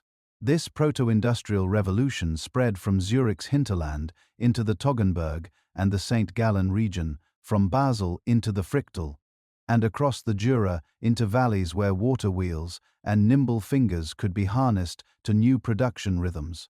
Women and children became crucial to household income, and the seasonal rhythms of rural life, already complex, acquired a new industrial dimension. The Jura particularly became the center of a remarkable specialized industry. Watchmaking. Huguenot refugees who arrived after the revocation of the Edict of Nantes in 1685 CE brought craft skills and commercial connections that, combined with the mathematical and mechanical aptitudes of a population accustomed to precision instrument making, turned the Jura into a belt of watchmaking workshops that produced precision timepieces for European courts, navies, and wealthy individuals. Urban culture absorbed the European Enlightenment in ways shaped by Swiss intellectual traditions and political conditions. Learned societies in Bern and Zurich sponsored agricultural contests, printed practical pamphlets on crop rotation and stock breeding, and awarded prizes for land improvement projects that increased agricultural productivity. The physician and naturalist Albrecht von Haller, born in Bern in 1708 CE and trained in European centers of learning before returning to the Swiss Academy in Göttingen, and then to his homeland, combined path-breaking botanical research in the Alps with a poetic celebration of mountain landscape that helped create the image of Alpine Switzerland as a place of natural sublimity and moral simplicity that would prove enormously influential in European culture. The mathematician Leonhard Euler, born in Basel in 1707 CE and trained there before spending the most productive decades of his career at the courts of St. Petersburg and Berlin, while maintaining his connection to Swiss intellectuals. Current culture produced a volume of mathematical output so extraordinary that it constitutes perhaps the single most productive scholarly career in the history of mathematics. His contributions to number theory, calculus, graph theory, mechanics, optics, and numerous other fields laid foundations that subsequent mathematicians built upon for centuries. Revolution arrived in Switzerland first as ideas and then as armies. The Enlightenment debates about liberty, equality, and the proper basis of political authority had been circulating through Swiss educated circles for decades, absorbed through the francophone networks of Geneva, through the cosmopolitan intellectual culture of Basel, and through the experiences of Swiss officers and merchants who traveled widely in France and elsewhere. When the French Revolution erupted in 1789 CE, Swiss observers watched with a combination of fascination, sympathy, and alarm that reflected the deep divisions of their own society. In the Vaud Berns, subject territory whose French-speaking population had long chafed under German-speaking Bernese governance, reformers raised expectations and eventually open demands for political equality that the patrician government in Bern was unwilling to accommodate. When French armies crossed the Jura in early 1798 CE, they found in the Vaud a population disposed to welcome them as liberators from Bernese domination. The speed with which Bern's military resistance crumbled testified to how thoroughly patrician misgovernance had undermined the loyalty of the populations on which the old regime's defense depended. France proclaimed the Helvetic Republic, a unitary state organized on Jacobin revolutionary principles that abolished the old mosaic of sovereign cantons and subject lands, declared legal equality for all inhabitants, abolished feudal dues and serfdom where it survived, standardized weights and measures, and promised a single legal order applicable across the entire territory of what had previously been the Swiss Confederation. The Helvetic constitution, drafted with French advisors close at hand, offered citizenship to all inhabitants, regardless of prior cantonal status. The change in status for the Vaud was immediate and revolutionary. People who had been subject to Bernese rule could now claim equal citizenship in a Swiss republic. The Helvetic Republic ran into difficulties almost immediately. A unitary state required revenue to function, and revenue had to be raised from a countryside already drained by the demands of French military occupation. Reforms required competent administrators and trained judges who did not yet exist in sufficient numbers. The Confederation's deep linguistic, confessional, and regional diversity, which had been managed through generations of carefully developed institutional compromise, could not be dissolved by constitutional proclamation and reorganized into a functional unitary state within months. Above all, the Helvetic leaders, co-uld not govern a land still divided by confession and dialect, while French armies marched and countermarched through neighboring valleys, while their own politics fractured into unresolvable disputes between centralists and federalists. The most dramatic resistance came from the central Swiss heartlands. In Nidwalden, the inner forest community that had been one of the original 3 cantons of 1291 CE, the local population rose against the forced oaths and requisitions that the Helvetic Republic imposed with a determination that the French military responded to with disproportionate brutality. Villages were burned, civilians were killed. The memory of this response remained a live wound in central Swiss consciousness for generations, a reminder that reforms imposed through military force could win legal texts but could not create the political legitimacy that only consent and gradual organic change could provide. Napoleon Bonaparte's resolution of the Helvetic crisis through the Act of Mediation in 1803 CE was one of his more subtle political achievements. Recognizing that a unitary Switzerland was both administratively dysfunctional and politically destabilizing, he dissolved the Helvetic Republic and restored a confederation of cantons, but not the old confederation. His settlement recognized 19 cantons, including new entities created from former subject territories and allied lands, whose people had demonstrated most clearly the injustice of their previous subjection. The Vaud, Ticino, Aargau, St. Gallen, and other new cantons received equal status with the old forest cantons and urban republics. The Act of Mediation acknowledged a political reality that French administrative ambition had tried to override. The Swiss political culture was fundamentally federal in its habits and its loyalties, and a centralized state imposed from outside could not generate the organic legitimacy that Swiss governance required. Napoleon's insight was that the demands of equals, citizenship, which the revolution had validated, could be honored within a federal framework. What could not be sustained was the return to the old regime of subject territories with inferior status. The Congress of Vienna, convened in 1814 to 1815 CEE to reconstruct the European state system after the Napoleonic Wars, provided the Swiss Confederation with formal international recognition of the permanent neutrality that had been its practical policy for over a century. Through patient, skilled diplomacy, Swiss representatives secured from the European great powers a formal guarantee of Switzerland's perpetual neutrality and the inviolability of its territory, a recognition that stable Swiss neutrality served the commerce and security of all the surrounding powers more reliably than any alternative arrangement.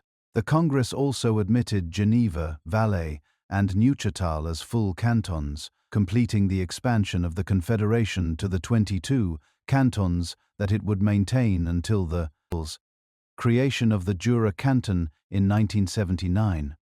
The period between the Congress of Vienna and the Federal Revolution of 1848 was characterized by the tension between the conservative restoration of cantonal oligarchies that the Vienna settlement had enabled and the progressive demands for constitutional rights, religious freedom, and a stronger federal framework that liberal movements across Switzerland were increasingly articulating. The immediate trigger for the constitutional crisis that resolved this tension was the invitation by the Catholic conservative government of Lucerne to the Jesuits expelled after the Reformation period and now invited back to revitalize religious education. The response of liberal cantons was alarm, and the armed Freikorps expeditions, Freischaren, that tried to coerce Lucerne by force failed embarrassingly, pushing conservative Catholic cantons to formalize their defensive alliance as the Sonderbund.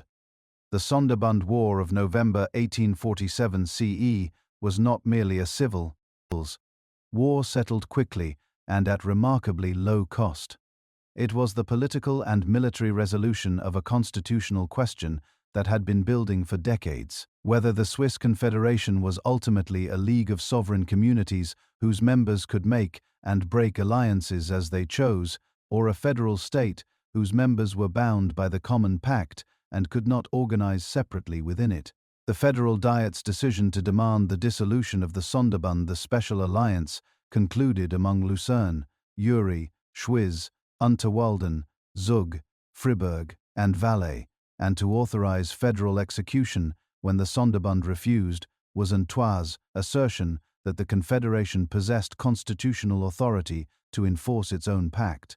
The military command of the federal forces was entrusted to Guillaume Henry Dufart, the Genevan general, whose combination of superb military professionalism and exceptional moral restraint made the campaign both militarily decisive and politically wise. Dufault's instructions to his commanders reflected a calculation as important as any tactical decision.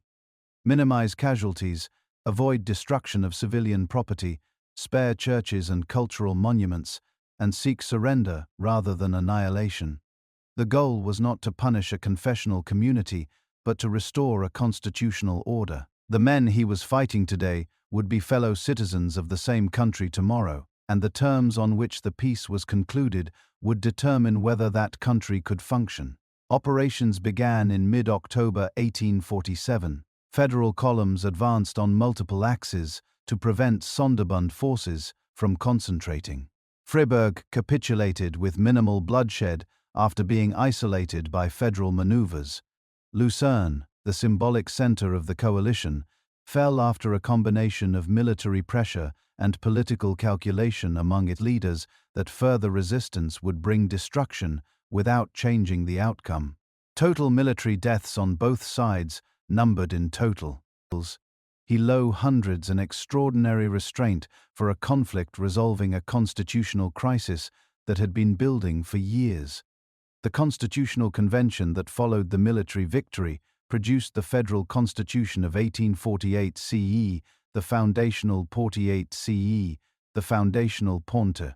Consequential constitutional achievements of 19th-century Europe. The constitutional achievements of 19th-century Europe.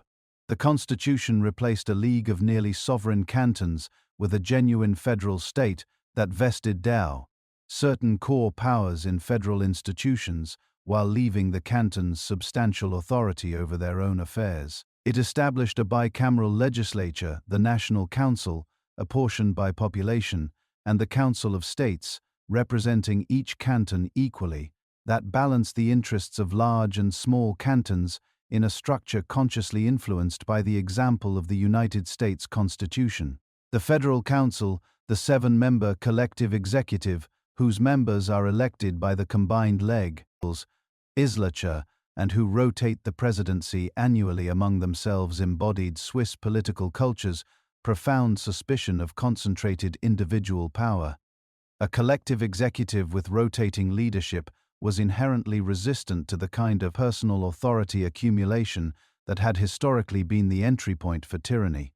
The federal judiciary, embodied in the Federal Tribunal established in 1848 and permanently constituted in Lausanne from 1874, provided a neutral arbiter for conflicts between cantons and a guardian of constitutional rights. The economic implications of the 1848 Constitution were as significant as its political innovations. A single customs area replaced the confusing and economically damaging patchwork of dander, coals and import duties that had impeded trade across cantonal boundaries. The Federal Postal Service bound the country's communities to predictable communication schedules. A unified currency, the Swiss franc, established in 1850 CE, replaced the dollar. Ends of cantonal coins and foreign currencies that had made commercial calculation unnecessarily complex. These practical economic integrations made the invisible hand of a national market visible and functional in ways that generated prosperity, whose concrete benefits were experienced by ordinary citizens as evidence that the new federal state was working in their interest. The new federal state had scarcely settled its councillors when a different revolution began reshaping daily life.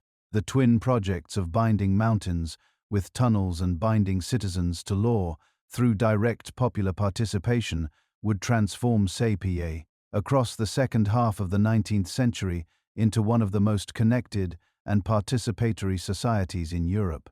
The Gotthard Railway Company's effort to drive a permanent tunnel beneath the Alps and convert a seasonal mountain crossing quay into an all-weather artery between northern and southern Europe was the most ambitious engineering undertaking in 19 century Switzerland. The political and financial engineering was as complex as the physical. The federal government arbitrated competing route proposals, guaranteed minimum revenue to attract private investment, and convinced the cantons along the line to contribute financial support alongside the investments of Germany and Italy, whose commerce would benefit enormously from a year-round Alpine connection. The chief contractor, Louis Favre, signed a contract that he surely understood was among the most demanding in European construction history. From both the northern portal at Gerschenon and the southern portal at Erolo, crews attacked the granite of the Gotthard Massif simultaneously, using compressed air drills and eventually nitroglycerin and dynamite to advance through rock whose hardness and the heat generated by the depth at which they worked made the work extraordinarily difficult and dangerous. At the height of operations, approximately 2,500 workers were employed in the tunnels, simultaneously. More than 200 died in accidents during the construction from explosions, from rockfalls, from the hookworm disease that spread through the damp, crowded working conditions. When the breakthrough connecting the two headings occurred in February 1880, slightly off alignment, but within the tolerances the surveyors had aimed for, it confirmed the accuracy of the geodetic measurements that had guided the work from both sides. The official opening of the Gotthard Railway on May 22, 1882, with a tunnel 14.9 kilometers long, the longest railway tunnel in the world at the time, transformed the economic and cultural geography of Europe. Freight that had previously required weeks of transport through mountain passes by pack animal could now travel from Milan to Basel in hours. The journey from northern Europe to Italy that had required days became a matter of hours. Switzerland, which had served as a guardian of Alpine passes since the medieval period, now served as the conduit, it through which a significant portion of European commerce flowed. Favre did not survive to see the opening.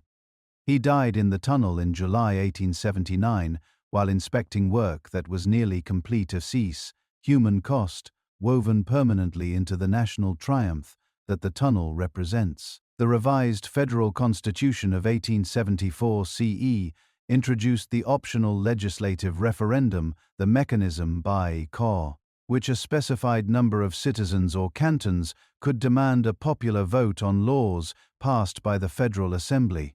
This single institutional innovation transformed Swiss political culture more thoroughly than any piece of legislation could have done.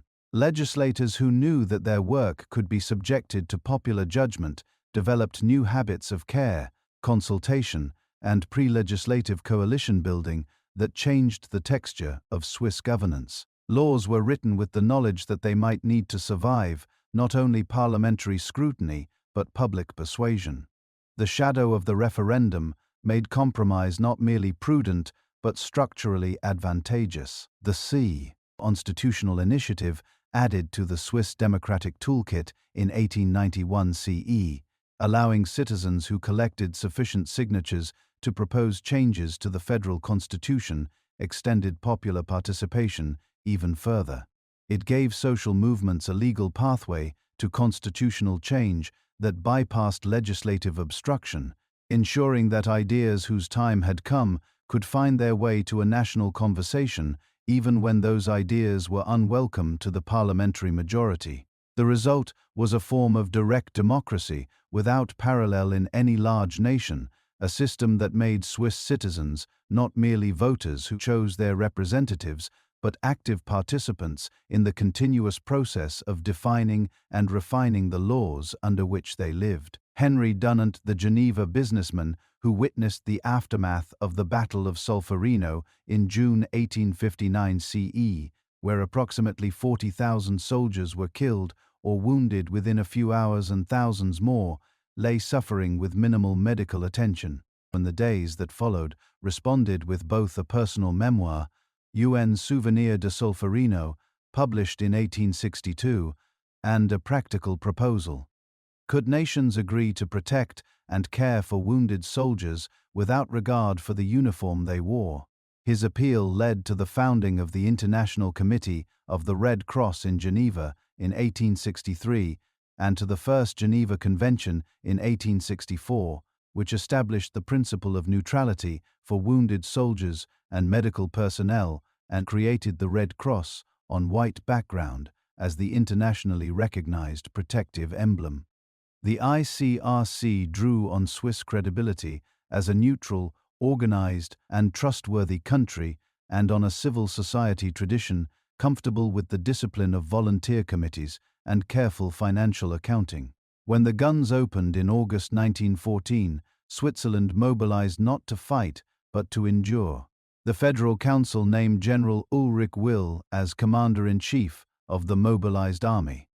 Men from across Switzerland's linguist, by Cayley, and culturally diverse cantons reported for duty with the sober understanding that their task was to guard passes, bridges, and frontier railways, while great powers fought on every side.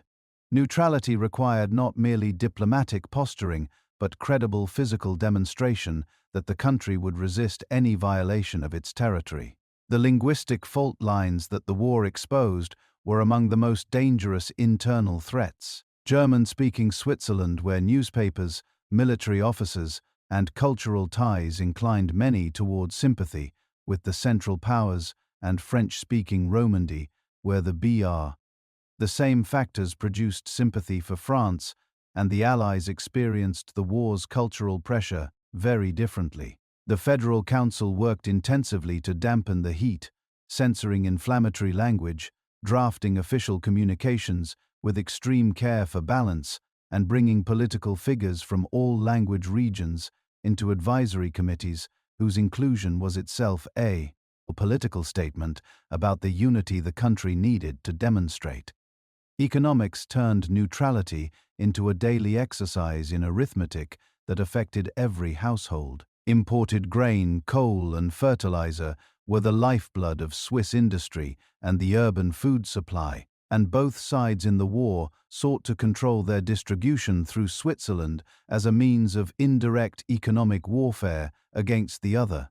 The federal government centralized grain purchasing, issued ration cards, and organized communal kitchens as scarcity bit into household budgets with increasing severity through 1917 and 1918. The General Strike of November 1918 CE, called by the Alpine Action Committee of labor unions and socialist organizations at the end of a war whose privations had fallen most heavily on working-class households, reflected the accumulated social tensions of 4 years of mobilization, rationing, rising prices, and the sense among the organized working class that the political system had not adequately protected their interests.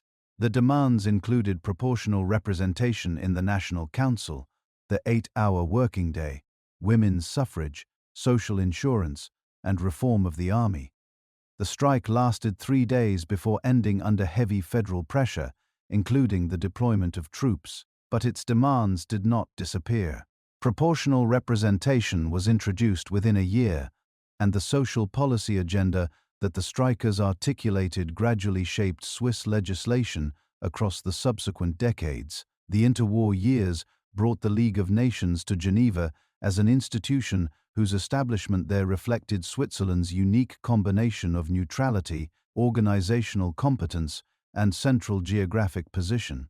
Swiss voters, in a closely contested referendum, approved participation in the League while drawing a careful line around the collective security obligations that full membership implied. They would support technical and humanitarian cooperation. They would not accept automatic obligations that could draw the country into collective military action. This formula, cooperate deeply, fight for none, became Switzerland's distinctive contribution to international organization and served as the template for Swiss participation in subsequent international bodies. The Second World War tested everything the Confederation had built across centuries. General Henry Gisson, the Vaudois cavalry officer, elected by the Federal Assembly as Commander-in-Chief in August 1939, embodied the balance between French and Prague and German-speaking Switzerland that the command needed to project and possess the personal qualities of accessibility and human warmth that the position required. His strategic decision to abandon the defense of the lowland plateau in favor of the national redoubt, the concentration of Swiss defensive strength in the high Alpine fortifications around the Gotthard, with the explicit message that Switzerland would destroy the Alpine tunnels before anyone else. Allowing their use by an invader was as much a political signal as a military strategy. The Ruteley report delivered to Swiss officer corps at the historic meadow above Lake Lucerne in July 1940, after France's fall had Corn May, had left Switzerland surrounded by Axis-controlled territory, was the most famous single act of military leadership in modern Swiss history. Gison's message was unambiguous. There would be no capitulation, no negotiation of a surrender that would transform Switzerland into an occupied territory. The army would fight, and if overwhelmed in the lowlands, it would retreat to the mountains and fight from there until circumstances changed. The refugee policy failures of the wartime years represent the darkest chapter in modern Swiss history, a chapter that the country did not fully confront until decades after the war's end. Federal guidelines that classified those fleeing racial persecution, rather than explicitly political persecution, as not qualifying for refugee status, were used to justify turning away at the border people who were Jews escaping the Nazi murder machinery. Police commanders like Paul Gruninger in St. Gallen, who defied these instructions and allowed Jewish families to enter by Caen, backdating their papers, were dismissed from their positions and prosecuted for their humanity, a wrong that Switzerland only formally acknowledged and symbolically rehabilitated in 1998 CE, when the federal government posthumously honored Gruninger's courage. The traffic in gold and foreign exchange between Swiss banks and the German Reichsbank, in which the Swiss National Bank and private banks purchased gold as payment for Swiss exports and to settle clearing balances, gold that in significant part had been looted from the central banks of occupied countries and stripped from the victims of Nazi genocide, became the subject of sustained international pressure after the war and of exhaustive historical investigation beginning in the 1990s CE. The Bergier Commission, published in 1996 and completing its work in 2002, produced a multi-volume account of Swiss behavior during the war that acknowledged both the genuine achievements of neutrality and the moral failures that the country had been slow to recognize. Peace, returned to Europe, and Switzerland used it with the methodical care of a craftsman working in good light. The first post-war decades brought full employment, rising wages, and an ambitious social project to lift living standards while maintaining the political balance that Swiss institutions required. Factories that had made precision goods for wartime orders switched to machine tools, chemical products, and instruments for a world hungry for Swiss quality. Hotels reopened, and the great Alpine rail corridors filled with tourists and freight once more. The guest worker economy that developed rapidly during the post-war boom drew workers first from Italy, then from Spain and Portugal, and later from Yugoslavia and other southern European countries. They came under seasonal permits and later longer-term contracts, building the highways that the federal motorway network required, tunneling the new galleries that the expanding rail system demanded, staffing the kitchens and cleaning the rooms of the tourist industry, and operating the machines in the Jura watchmaking workshops and along the Rhine chemical corridor. Their children learned Swiss German in schoolyards and translated for parents at train counters and municipal offices. By the 1960s, foreign residents constituted a significant fraction of the population, and the strains this created generated both political anxiety and the gradual development of integration policies that would make Switzerland's management of immigration a model of pragmatic adaptation. The most symbolically important democratic advance of the 20th century came with women's suffrage at the federal level achieved in 1971 CE after decades of campaigning, multiple failed referendums, and the accuracy, accumulated moral weight of women's contributions to Swiss economic, social, and cultural life that made the continuing exclusion increasingly indefensible. The last holdout cantonal resistance to women's participation in cantonal elections, Appenzell Innerrhoden, was ended in 1990 by a federal tribunal ruling that the equality guarantee of the federal constitution required equal political rights regardless of sex, even in the most conservative cantonal democratic traditions. The constitutional amendment on equal rights between women and men, adopted in 1981 CE, provided the legal foundation for subsequent legislation addressing workplace discrimination, marital property rights, and the social insurance assumptions that had embedded the single male breadwinner model into the architecture of the welfare state. Change came gradually and often through case law rather than dramatic statutory transformation. But the direction was consistent, and the Swiss professions medicine, law, academia, engineering, architecture saw progressive feminization across the subsequent decades that gradually transformed their culture as well as their demographics.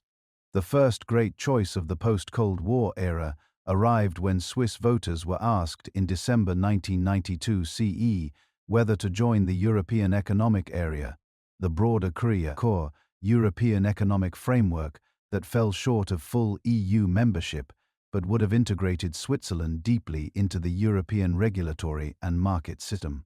The vote was extraordinarily close. 50.3% voted no, 49.7% voted yes. The narrow margin reflected genuinely divided opinion about whether economic integration or political sovereignty should take precedence when the two came into tension. The bilateral agreements that Switzerland negotiated with the European Union across the following 2 decades, beginning with the first bilateral package concluded in 1999 CE and entering into force in 2002 CE, represented the pragmatic Swiss answer to the referendum's negative verdict, rather than a sweeping framework that committed Switzerland to the entire body of European regulatory development. The bilaterals addressed specific areas of mutual interest: free movement of persons, mutual recognition of product standards, land transport, aviation, research cooperation, and agriculture. Each agreement was specific, reciprocal, and subject in principle to renegotiation if circumstances changed. Switzerland's accession to the United Nations in September 2002 CE, approved by 54.6% of voters in a March referendum, finally resolving the question that had been definitively rejected in 1986, affirmed that neutrality did not mean aloofness from the international community. A small state with significant economic and humanitarian interests across the globe needed the forums that universal international membership provided, and the Swiss tradition of hosting, mediating, and providing good offices gave it both the institutional experience and the reputational capital to continue to contribute meaningfully to UN bodies. The Swiss banking model faced its most significant external challenge beginning in the 2000s when systematic international pressure, particularly from the United States and the European Union, forced progressive dismantling of the strict banking secrecy framework that had characterized Swiss private banking for decades. American legal action against major Swiss banks for facilitating tax evasion by U.S. citizens produced negotiated settlements involving substantial financial penalties and the effective end of the old secrecy model. The global standard for automatic exchange of financial account information, developed within international TAO, Secor Etasbo, Etasapated, made the traditional numbered account system legally and practically untenable. The Swiss financial sector adapted through massive investment in compliance infrastructure, through the development of new service propositions centered on genuine wealth management expertise, and sophisticated investment advice rather than secrecy alone. and through the creation of new business centers in digital finance and blockchain technology. The crypto valley around Zug became a globally recognized center for cryptocurrency and decentralized finance projects, attracting entrepreneurs and capital with a combination of legal clarity, institutional reliability, and the deep mathematical and engineering culture that Switzerland's educational system had been developing for generations. The banking sector crisis of March 2023, when Credit Suisse, one of Switzerland's two globally significant financial institutions, collapsed under the weight of accumulated losses, scandals, and a crisis of client confidence that no amount of management reassurance could arrest, required an emergency rescue organized by the Swiss National Bank and FINMA over a single weekend. The merger with UBS, announced on March 19, 2023, effectively ended Credit Suisse's independent existence and concentrate Swiss global banking into a single institution whose balance sheet was larger than Switzerland's entire GDP. The episode forced a fundamental reconsideration of Swiss banking regulation, with debates about capital requirements, living wills for systemically important institutions, and the appropriate separation of retail from investment banking, all taking on new urgency in the parliamentary and public discussions that followed. Climate change emerged as the most consequential long-term challenge facing the Alpine environment. Swiss glaciers, which have retreated dramatically over the 20th century, losing an average of 60% of their volume since 1850, continued their accelerating retreat, with years like 2022 setting records for ice loss that alarmed climate scientists and visibly changed the landscape that Swiss national identity had always incorporated. The practical consequences extended beyond the symbolic. Permafrost degradation in high mountain areas increased the frequency of rockfalls and debris flows that threatened both infrastructure and communities.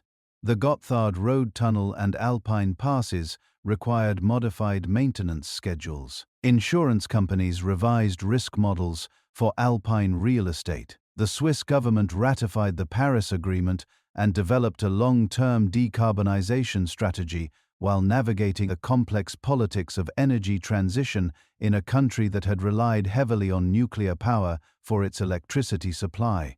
The decision to phase out nuclear power over the long term taken by the Federal Council and confirmed by the Parliament after the Fukushima disaster in Japan in 2011 CE heightened public concerns about nuclear safety, required the development of alternatives that could maintain supply security through the Alpine winter, when hydroelectric output declined and heating demand peaked.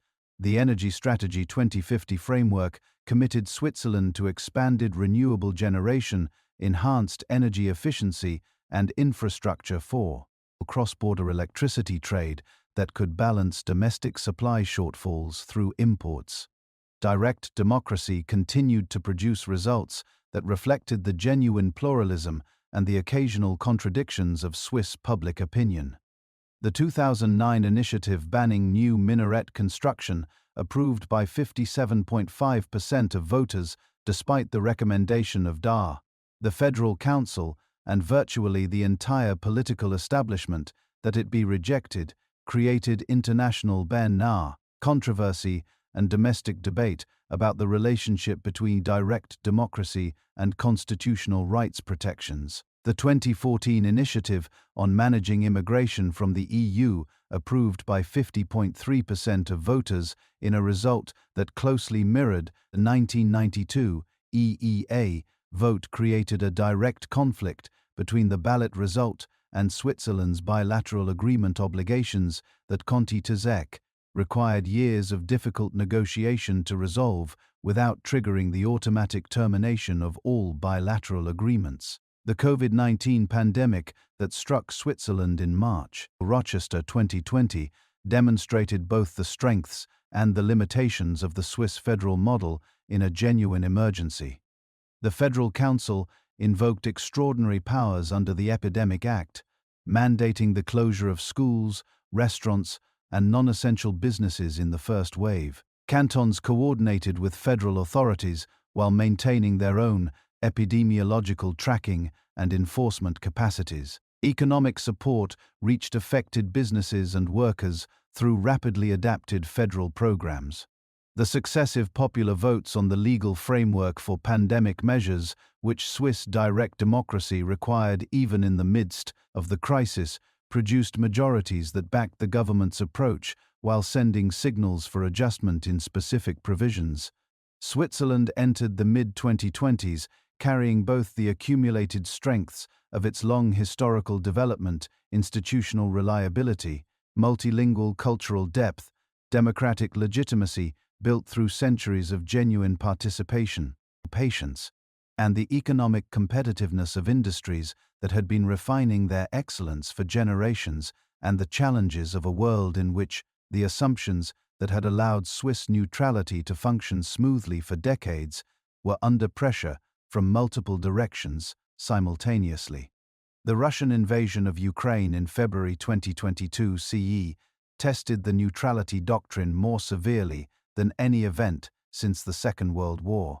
The Federal Council's eventual alignment with European Union sanctions against Russia while maintaining its formal neutrality and its status as a humanitarian intermediary demonstrated that the meaning of neutrality in a world of economic interdependence and digitally transparent financial flows had evolved substantially from the military neutrality of the Rütli-Meadow era. The debates that followed within Switzerland about the future of the neutrality doctrine, whether it needed formal redefinition, whether it was compatible with the values commitments that Swiss democracy had accumulated across the post-war decades, reflected a political culture comfortable with examining even its most fundamental assumptions when circumstances required it. Switzerland's wager across 8 centuries of documented history has been consistent at its core. However dramatically the specific circumstances have changed. Stay small without becoming narrow. Stay neutral without becoming numb. Govern democratically even when the world moves faster than a ballot can be printed or a referendum conducted.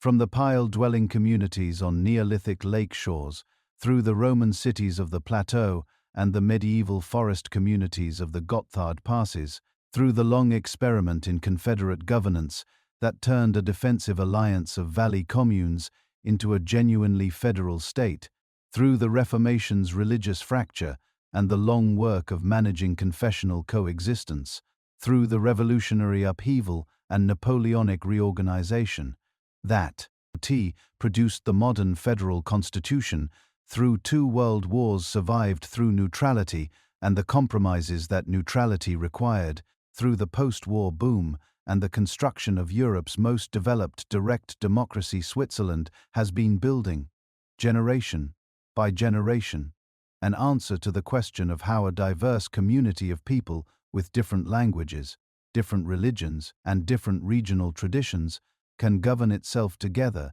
without requiring any of its constituent communities to surrender what is essential to its identity. The answer is never final. It requires constant maintenance, the arguing about frameworks with neighbors, the balancing of innovation with inclusion, the periodic renegotiation of the terms on which diversity is accommodated within unity. But the habit of seeking that answer through law, rather than force, through deliberation rather than dominance, through the patient accumulation of written agreements rather than the assertion of superior power, that habit is Switzerland's most durable and most consequential contribution to the history of human governance. The trains still run, the voters still rule, and the mountains, indifferent as always to human political arrangements, remain. Thank you for joining us tonight on this extraordinary journey through the complete history of Switzerland, from the Alpine pile dwellings of the Neolithic age to the digital corridors of Crypto Valley. Before you close this video, please drop your current city or country in the comments below, along with your local time. We genuinely love knowing where our global legacy of throne community gathers from.